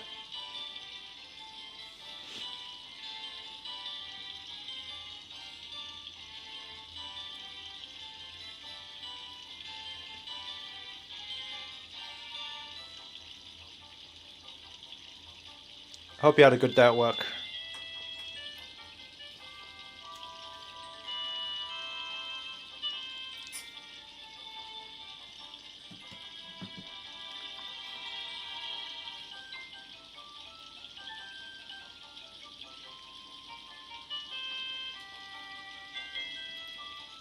I'd say I do have some. I think I do have some minor issues with the device, but then they're not. I don't see any big flaws. I'll say that. I don't have any big flaws, and no, nothing's popping out to me to say like it's a bad device. I'll say this. I'll say this. I think ANBERNIC have been on quite a good run recently, because I feel like most of their devices, last couple of months, none of them have had anything like a popping out to me to say, okay, don't buy this device, or it's been a big problem, or it's made me think, giving me like a mixed opinion about them. I will say that. That's not to say that they don't have issues, but yeah, they've definitely been a bit more consistent recently. I would say in terms of highlights, I do like the RGB a bit more than I thought. What somebody said about the plastic, yeah, I think the plastic's good. Oh yeah, the 30, yeah. The black plastic's good.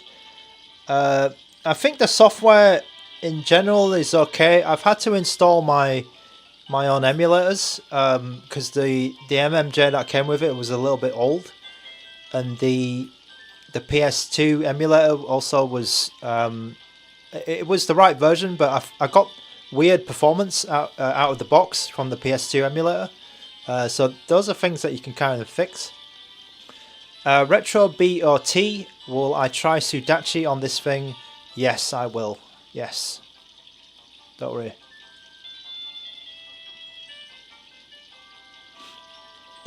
Tiago A. It's possible, yeah. It's possible. But this is actually quite... This has got quite good. Something else I will briefly show here in the after show. You remember on the RG556 when it was first released, there was some color issues, and you had to go down and fix the color by coming to the display menu. On this handheld, you don't have to do that. I feel like the default, so it was on default automatic contrast, and I felt like the default looked fine. Oh, actually, it looks a bit greener than I thought now. But when I unboxed it, I thought automatic was looking all right. But what I did is I went to standard, and I prefer standard. I feel like it looks a bit more natural. So that's one thing I did. I think increased looks okay. It looks a bit cold, but standard is my choice for that one. I actually, that's a bit weird, right? Because when I opened it and then it was on automatic, I thought it looked okay. But now using the screen in standard for the last couple of hours, I think standard is better. Could be, yeah. It could be because of the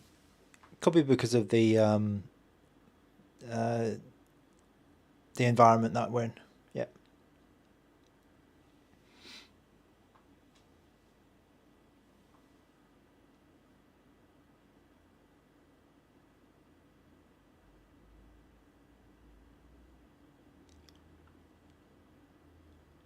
Brownie17 is asking, does this reduce the appeal of the 556? Right, so if you, I have the 556 as well, right? And I feel like even though on paper, you know, they look very similar in terms of all of the inside specs, I feel like they're quite a different device. Like in terms of size, it's just massive, isn't it? The 556 is like a lot bigger. So it's going to come down to if you want the widescreen or not. If you want the widescreen OLED or you value it being compact, it's kind of a massive difference in terms of the size. Retro BOT, win later. Win later might be a bit weird on this device because many games are widescreen. I think, but those pre-Xbox games might be actually decent to play on Win later. But I feel like if you... Oh, that's another thing as well. We don't have Snapdragon. I've just forgotten about that. Quillis is asking about Sly Cooper. Sly Cooper, I don't remember actually how well it runs, but I think it's possible that it might be alright. Sly Cooper, I remember, is a bit of a tricky one, so I might need to test that in the future.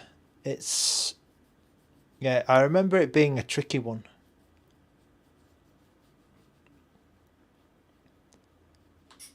There's a person with a Brazilian name, so for our Brazilian friends, I'll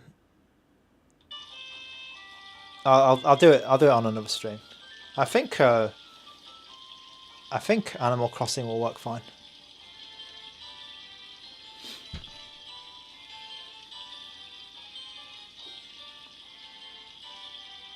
Okay, it's very late here now, so I'm gonna call it a stream, the end of the stream. Again, thank you to everyone. And I really appreciate everyone coming by. And I'm pretty tired now. Thanks so much for joining. Oh, I saw that I got about an extra like 50 subs, so thank you so much. And I'll see you guys in the next one. Bye bye now.